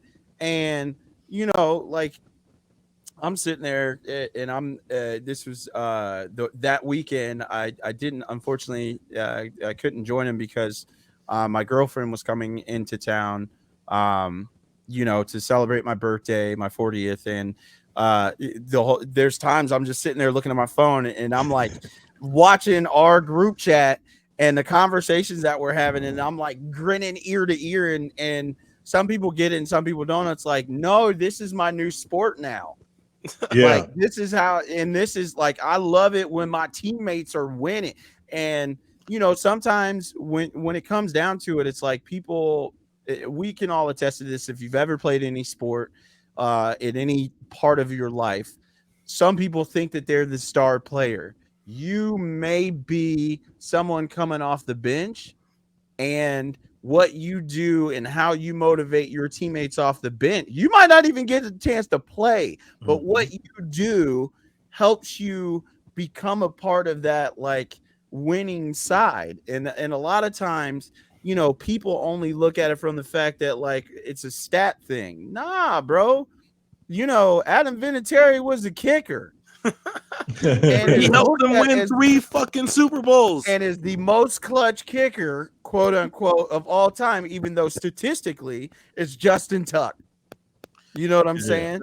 So, but what I'm saying, what I mean there is like there was a point in time where people didn't think that kickers were important. But lo and behold, this dude, if not for him, Tom Brady isn't even talked about in the same breath. Right. It's the same thing like when you look at basketball. If it wasn't for John Paxson, Craig Hodges in the first 3 runs, and if it wasn't for guys like what's his name, Steve Kerr and Tony Kukoc in the second three-peat, you know, Michael Jordan, it may not be talked about in those aspects. So you have to always look at sometimes there's going to be role players. Robert Ory comes to mind when it comes to the Spurs and the Lakers and the Rockets. Bob. He got more rings. Bro, he was a part of 3 different dynasties. 3. That's crazy. Houston, San Antonio, and them Lakers. And you know what's crazy? A lot of times, a lot of goalies in lacrosse, the person that they credit the most for them doing so well, besides their own work and dedication, is their backup. Like Brett Dobson, he had nothing but praise for Nick Washuta when Nick Washuta stepped in when he like went down with like an injury. And he's like, Nick's a great teammate. One of his games, Brett Dobson played with a stick, like Nick Washuta's backup stick, not his main stick, his backup stick that he's never played with. While Nick Washuta, the backup goalie, is on the sideline restringing his like Brett Dobson's stick. Like restringing it, and that's crazy. Anyone that's seen a goalie stick, it's one of the biggest. Like it's got the widest net, obviously, like on the field, and so he's sitting there for the whole first 2 halves. So like for nearly a whole like 45 minutes, just restringing the stick from nothing, like just so Brett Dobson can use it. And he didn't even get it to Brett until halfway through the 3rd quarter because he was stringing it up, burning the edges with a lighter, like. If that's not the case for a good teammate and somebody that helps you develop, then I don't know what it is. And see, that's the kind of stuff that not only do we like to see, but those are the kind of teammates that we are here. And that's why we're here on this network right now, because everybody's dedicated to seeing everybody else succeed. And that's how come we know we're going to be successful, because there is no, oh, I'm Michael Jordan, or I'm this, or I'm that, or it's this person. Like we joked about it being Ahun and the Temptations or whatever, or Tex Winter and Phil Jackson and all of that. But it's like when you become a part of a community, basically, and you all have the same kind of focus on the same common goals, and you work towards those goals with each other, you can't be stopped. Speaking of, just to turn it a little bit, we had some news in the WNBA today, and I know people are going to be looking at us like, WNBA, what y'all talking about WNBA for? Because it's popular. First off, do not disrespect these women. Exactly. This league is exciting, and anybody that has anything negative to say about the WNBA, I guarantee you a majority of these women that play in this league can beat you in a game of 21. Y'all talk all you want, but listen, real quick before I'm not gonna rant, but real quick, listen. He about to rant. When I I've explained this to people when it comes to women's sports. When it comes to women's sports, women understand the fundamentals and the technique and the finesse way better in their sport than most men. Like so, for example, like I frequently have told our guys lacrosse team, if they had to go up against the girls team and they weren't allowed to have like physical contact and they had to rely on just fundamentals and stick skills, they would get waxed because these girls do this daily. I've seen them warm up and they don't drop a freaking pass some days we go out on that field and we can't catch a cold. I mean, same thing with women's soccer. If you watch a women's soccer game, which I did a lot because shout out to Riley, me being the supportive brother that I am, but I watched it and their passes so crisp, so accurate. Same thing with the women's basketball. You know what? Short way to explain is that fundamentally, women's sports, I think is better overall, is because like what they do, like the simple things, and a lot of times, I would say that there are liberties that get taken in men's sports, whereas like, you know, people call it very boring, but it's not, man. Like, yo, I've watched WNBA games where, you know, players that are out on the court hitting with a hezzy tween, like, you know what I'm saying?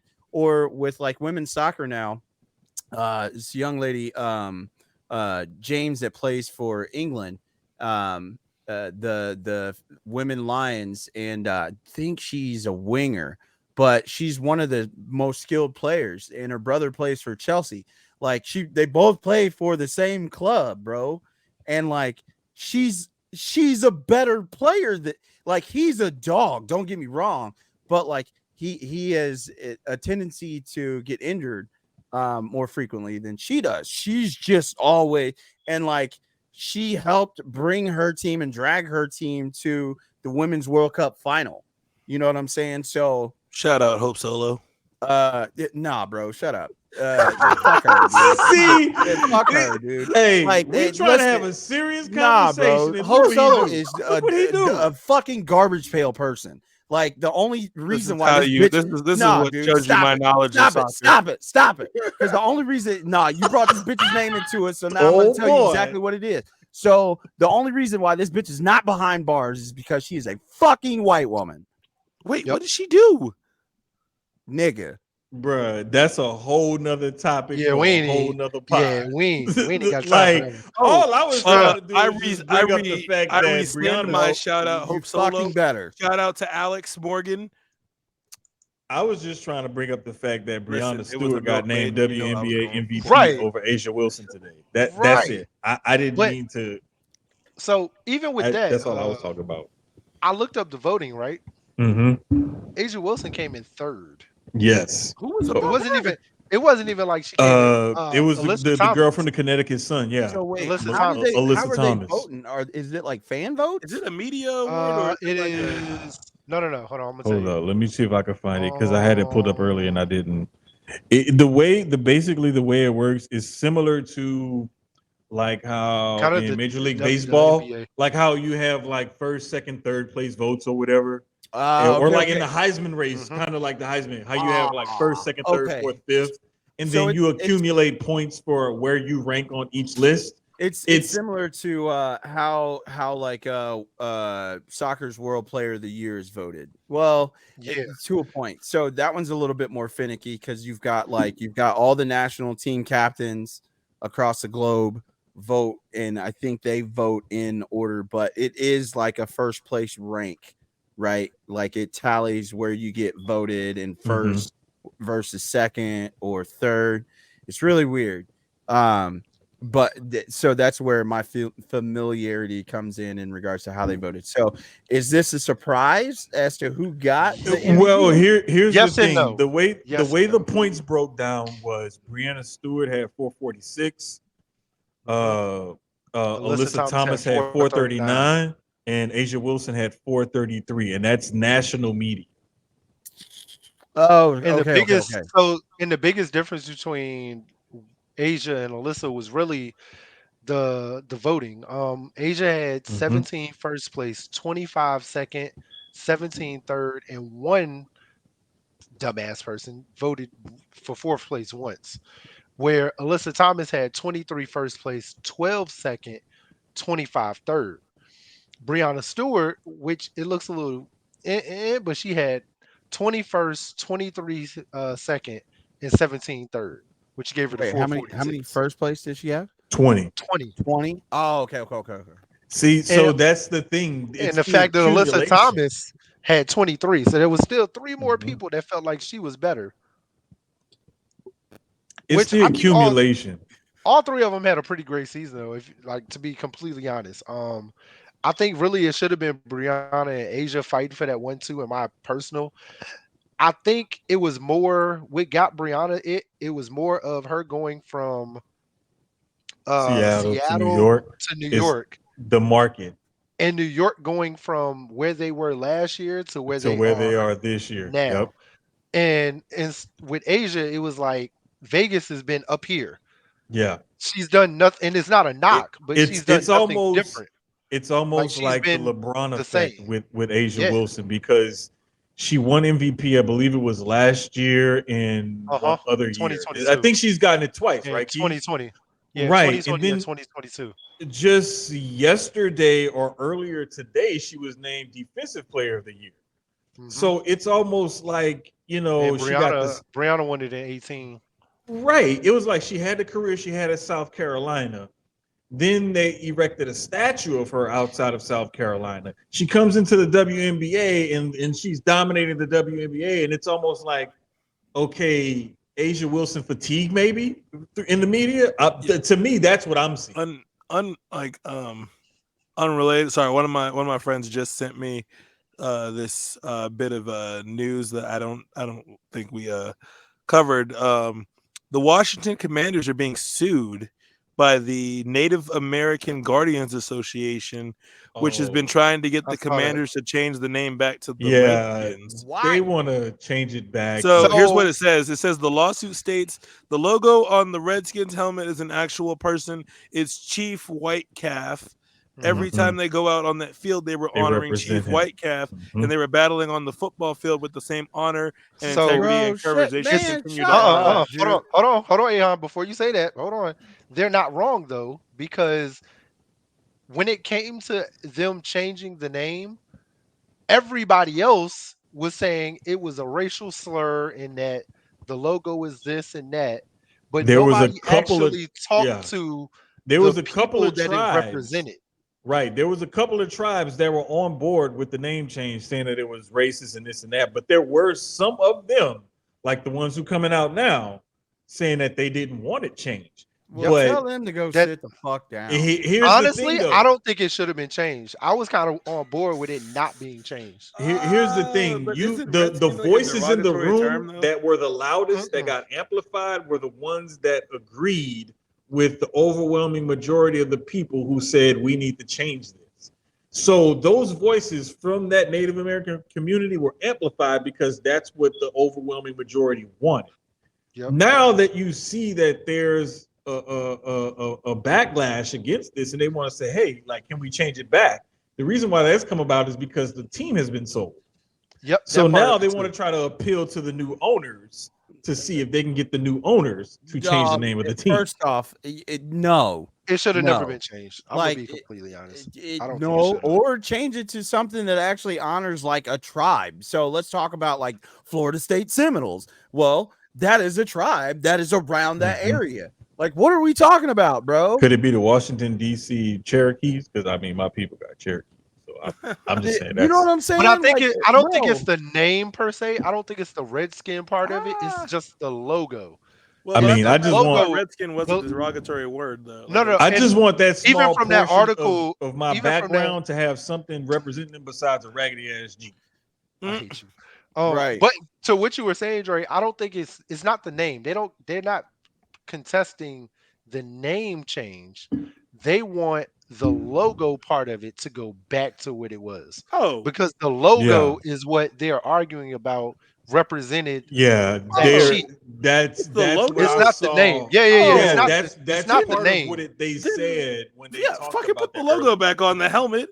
It's better than that stupid ass C. Right, but when you have the so what they should probably understand is when you have the logo next to a derogatory term for people of your ethnic background. I can't argue. That's like us arguing, the word nigga. Sir, like, I also, amongst ourselves. I have an indigenous family. So when people talk to me and like they try to qualify me as like, oh, you black. No, nigga, I'm also native. But I'm just saying, for like All right, for the other three of us here. I understand what you're saying. I'm not trying to be, but what I mean though is I'm Scandinavian. Boy, you did. Here he go. Penalty box right now. Penalty box. Put him. God. Can't stand this nigga, man. Scandinavian. Boo this man. Scandinavian. Yo, he gave me the Dom Mysterio. Boo this man. Boo. The Dom Mysterio boo. We had to give you the Dom Mysterio button, dog. Yo.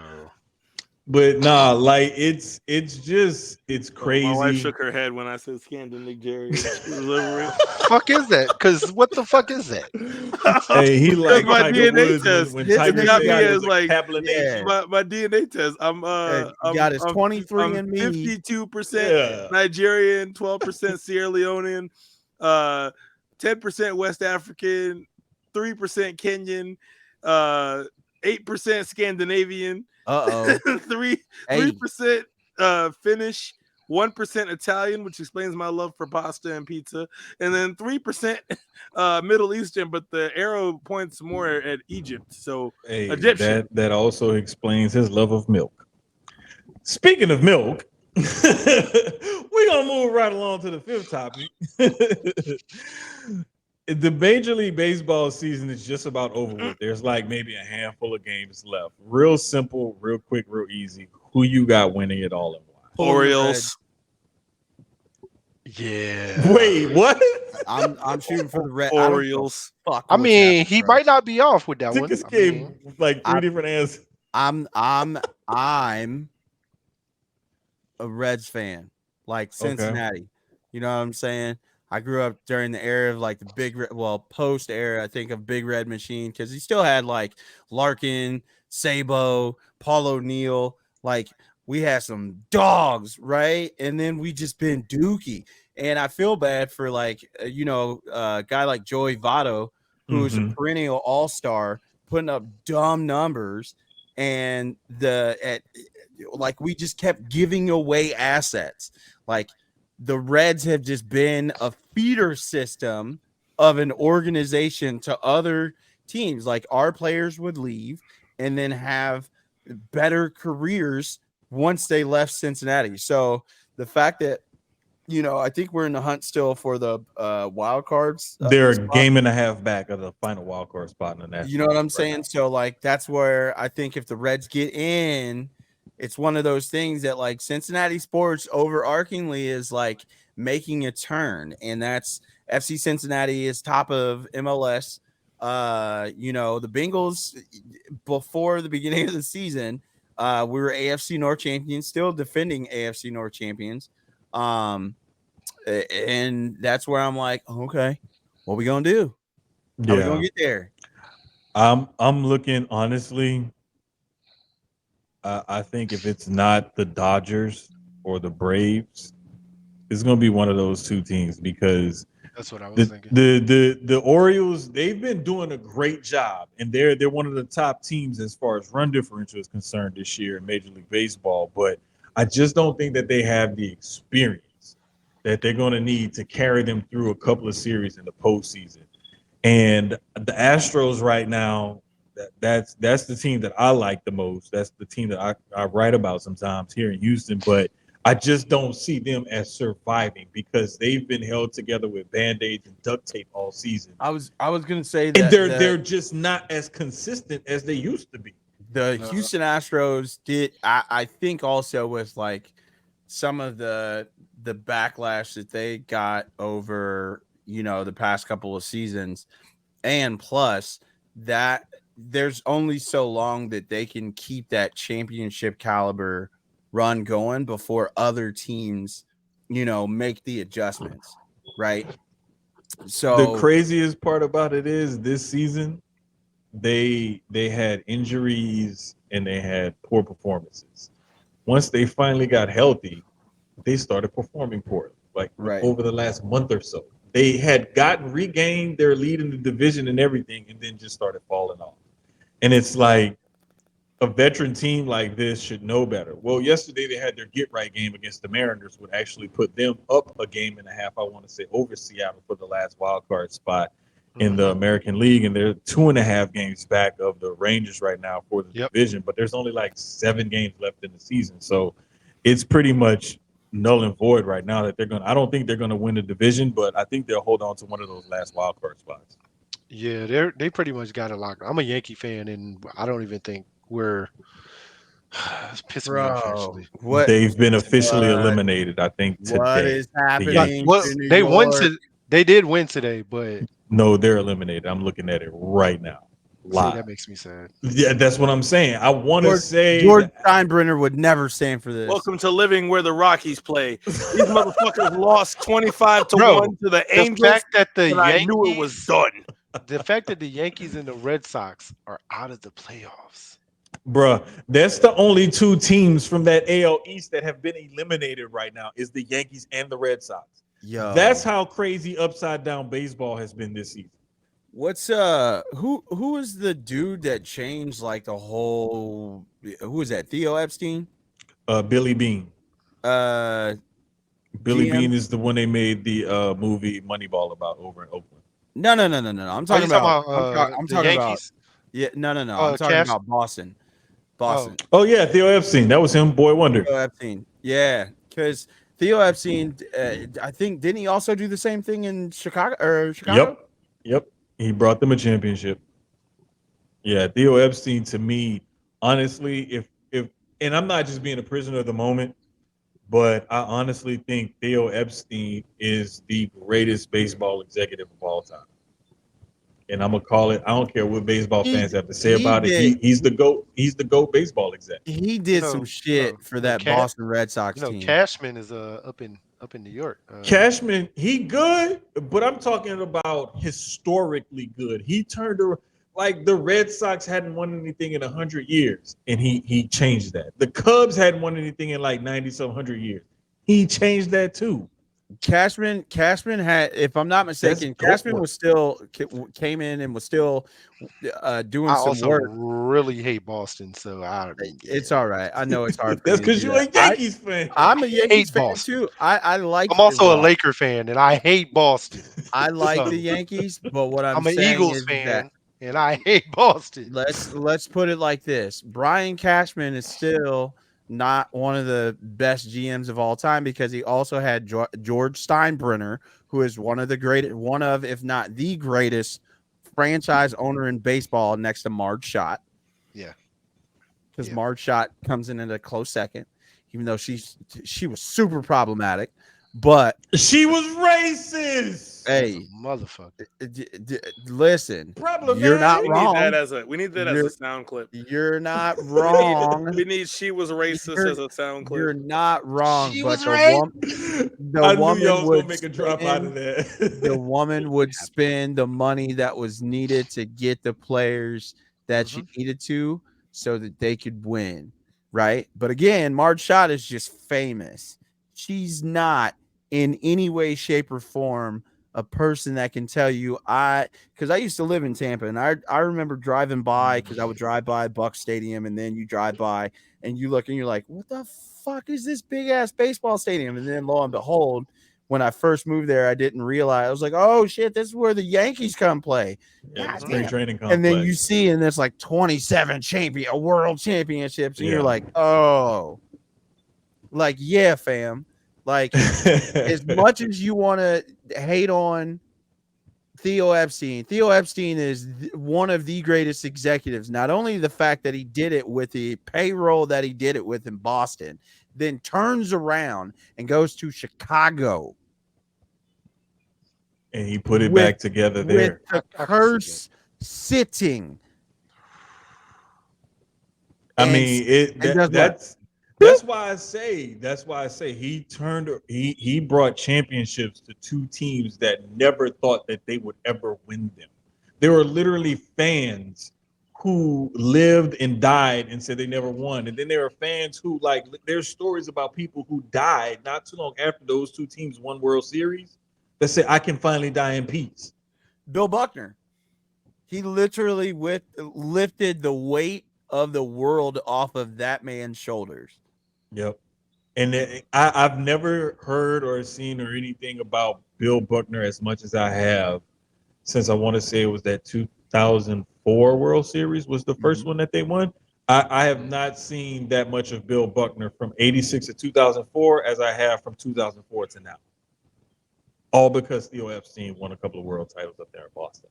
But I mean, we're all thinking Orioles. I said Dodgers or Braves. I'm thinking Dodgers or Braves too, to be honest. Because I just see those teams as recently having been there more so in the past. And out of all the contenders right now, I just believe in those two teams more than I believe in everybody else, including my own team, the Astros. And I don't give a damn what Astros fans have to say because they complain about me anyway when I say something bad about them. You know what's surprising? I would say what's surprising to me is the fact that, like, you know, you've got the Anaheim Angels, who has an absolute unicorn as their ace and also one of their best power hitters, and like his on base percentage, along with like strikeouts, along with like games won, innings set. Like, you see what I'm saying? Like, bro, the fact that Ohtani is a once in a lifetime player.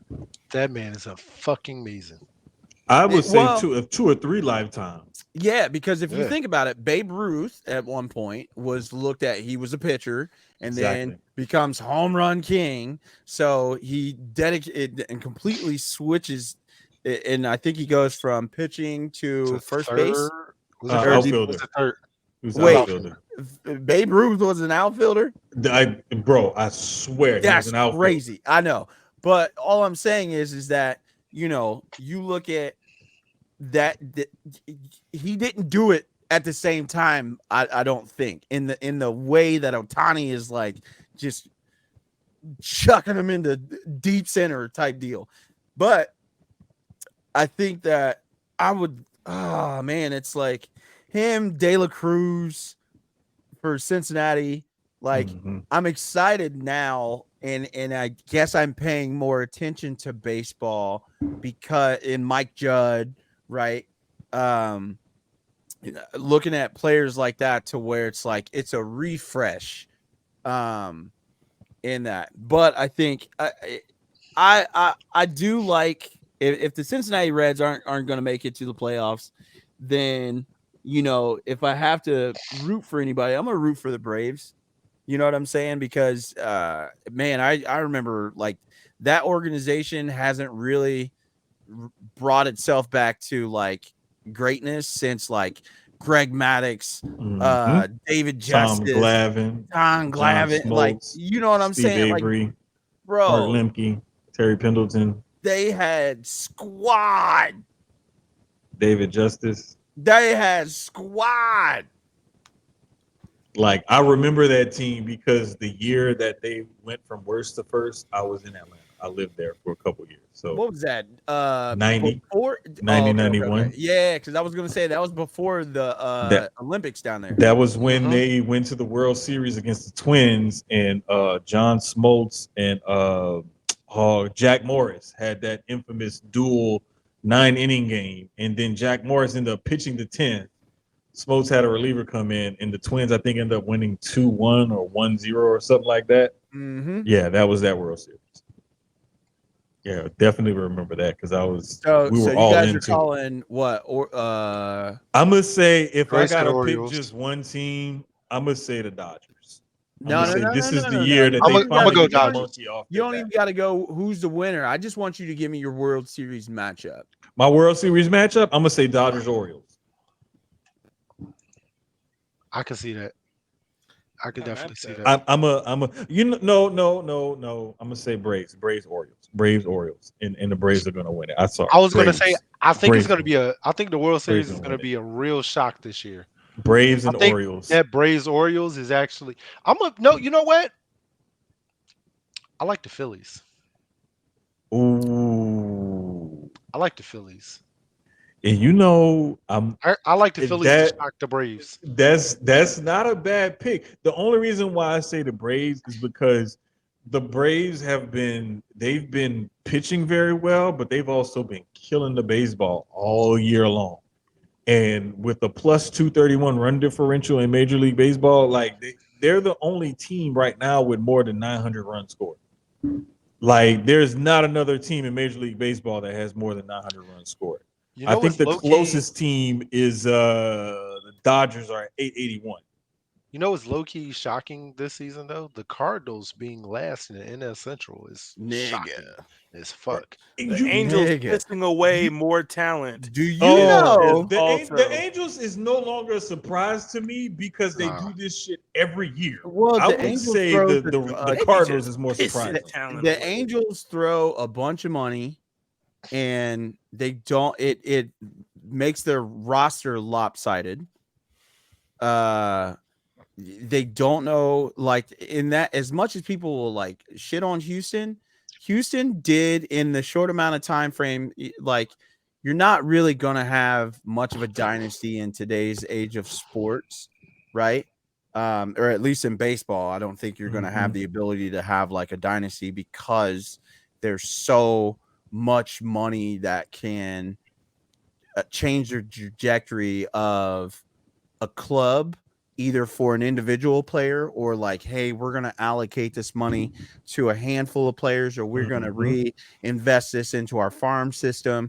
So there's so many different ways and so many different things that you can see. But like, thank God Cincinnati is like doing something with their farm system players. We're not giving away assets. Like I said, man, for us to be like the first Major League Baseball team, it's like we celebrate opening day like it's a national holiday in Cincinnati, but then it's like, well, we ain't got shit to talk about by the time the postseason rolls around. Right. I think that team is going to come up because what's going to end up happening is they're going to do, if they play it right, kind of like what the Astros did. Their minor league system got depleted trying to hold on to a contender. They replenished it, and then you just had the right flux of talent all getting good at the major league level at the same time, and then you had more talent to bring behind them. I think Cincinnati is definitely on their way. It's been a long time coming for sure. I will say that, you know, I'm excited to see what next season looks like. I would personally say that my affinity for baseball has fallen off. It's similar to how, like, I didn't really pay attention to NFL because it's like, yo, the teams that I grew up supporting have not been good over a long period of time. Bro, I remember at one point in time, I like hit the hat trick of like dog water teams that I supported. Like, bro, Arsenal, we were shit. Like we were shit, bro. Like post Arsene Wenger era, like the best that he could do, like the dude was juggling, and you have to understand the difference between like world football versus like what you see in like America. Like the MLS, the head coach doesn't have to worry about the finances of the club. He doesn't have to worry about the finances of the club, or like what you can do to expansively grow the club. Like all you need to concern yourself with is trying to put together a roster with the help of your general manager, right? According to American sporting standards, with the help of your general manager who has more power than you would want to have.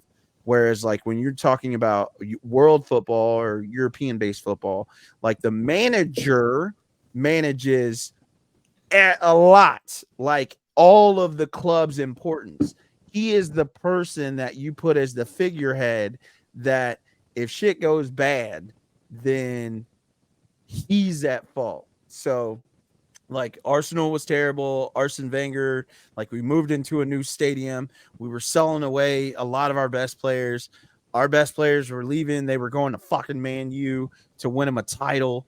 They were going to Manchester City to win them a title. You know what I'm saying? They're going to all these different places. Our talisman leaves to go to Barcelona, ends up winning the treble type shit. Like it. So I hated it. And all that being said is just now, like I pay attention because we've gotten better. And it like, why the fuck would I spend money if I don't see you investing into a team that you want me to support every year for what, bro? Like we had a terrible in Cincinnati. We had a terrible culture in the locker room underneath like Marvin Lewis, even though at the time Mike Brown thought that he was his dad and he could do all these things in regards to we don't need a GM. I can make the decisions for it. Nigga. Reds just beat the Guardians tonight.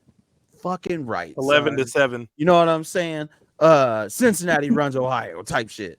But and while he's saying that the Astros are down 5-0, even though the Angels are taking care of the Rangers.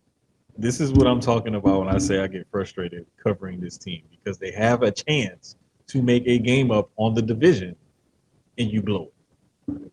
Hey man, listen. You know what I'm saying? If we can get that last spot in the wild card, I think the Reds are going to surprise some folks. I don't think we're going to make anywhere close to the World Series by no means, but I think if they make the final wild card spot, they might advance to possibly like the semis. But this is my thing. Get in. Just to at least give yourself a chance. Totally different season after that. It's a whole new deal after that. You just have to get in and give yourself the chance. You know, once you're in, anything can happen. Like we've seen literally a 6 seed in the Giants go on to defeat the undefeated number 1 seed Patriots in the Super Bowl. Like we've seen a 16 seed finally be the number 1 seed in the NCAA tournament. Like we've seen 8 seeds in the NBA beat 1 seeds. We've seen all of this happen. So as long as you get in and give yourself a chance, at least, that to me means more than just, you're not even making it. But I know we run a little bit long because it was our first episode and we were just shooting the shit like we normally do. But last topic, real quick. What is because I always like to keep it a little loose sportsy, not really sportsy. So what is your go-to game day food and or snack? Cheese pizza. Chicken. Because I'm a nigga. Okay, so it could be wings. Wings for sure. Yes. Let's see. Oh man. Am I talking like it depends on what I'm watching sports wise. Cause like with football, like that's more of like a long, you know what I mean? Like with soccer, I'm not really eating wings. Maybe nah, yeah, for real, bro. Cause like when it comes to like how I watch soccer is completely different with how like Americans watch like football or basketball. Like I'm probably at the pub, even though I can or don't need to be drinking, but like we're in there cheering, we're in there chanting. You know what I'm saying? Like fully immersed. Yeah, it's different. It's fully a different atmosphere. So, like when it comes to like football or like Super Bowl, like I kind of think in that realm. So it's probably like a dip with some chips or something, or fucking wings, you know what I mean? Something that's like finger food-esque, buffalo chicken dip for sure. You know what I'm saying? So like buffalo chicken dip with like the scoop, the Frito scoops. Yeah. Dude, bang it. Okay. Bang it. I make a mean buffalo chicken dip. See, I gotta figure out one because I made like that seafood stuff I put on the fries and everything, and that was cool, and the fajita nachos and all that. I could do all of that, but I haven't tried to make a buffalo chicken dip yet. So that's gonna be and the crazy thing is it's slightly easy. It's like an easy 5-10 minute thing. That's what everybody says. But I know some people that mess it up. That's the crazy thing. I know people that will mess up a buffalo chicken dip, and I'm like, how the fuck? How? It's like making rice. Really can't. How do you mess up rice? Oh, bro, if they overcook it in the crock pot, if they overcook it in the crock pot. Oh like, my god. Some people dude, seriously. So there's this thing in Cincinnati. I saw it.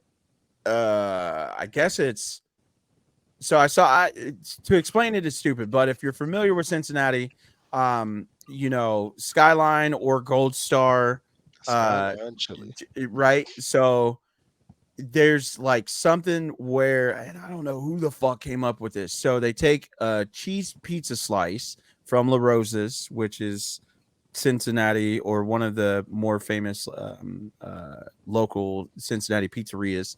And then they take a cheese coney. Now, I don't know if it's Gold Star or whatever. Then they wrap this shit like a chili cheese coney inside of a fucking slice of pizza. And then you take a bite. I don't know. I don't remember what it's called, but supposedly that shit hits. Like the guy, I think that, he was at the Reds ballpark and he was like, yeah, I don't know who the fuck came up with this. Takes a bite and he was like, you know what? I don't hate it the way I thought I would. It's actually, and he sat there. He was like, I'm gonna take another bite. And I'm like, oh shit, now I gotta try it. My game day thing, I think I would go sandwiches, tacos, chicken wings. Like small tacos.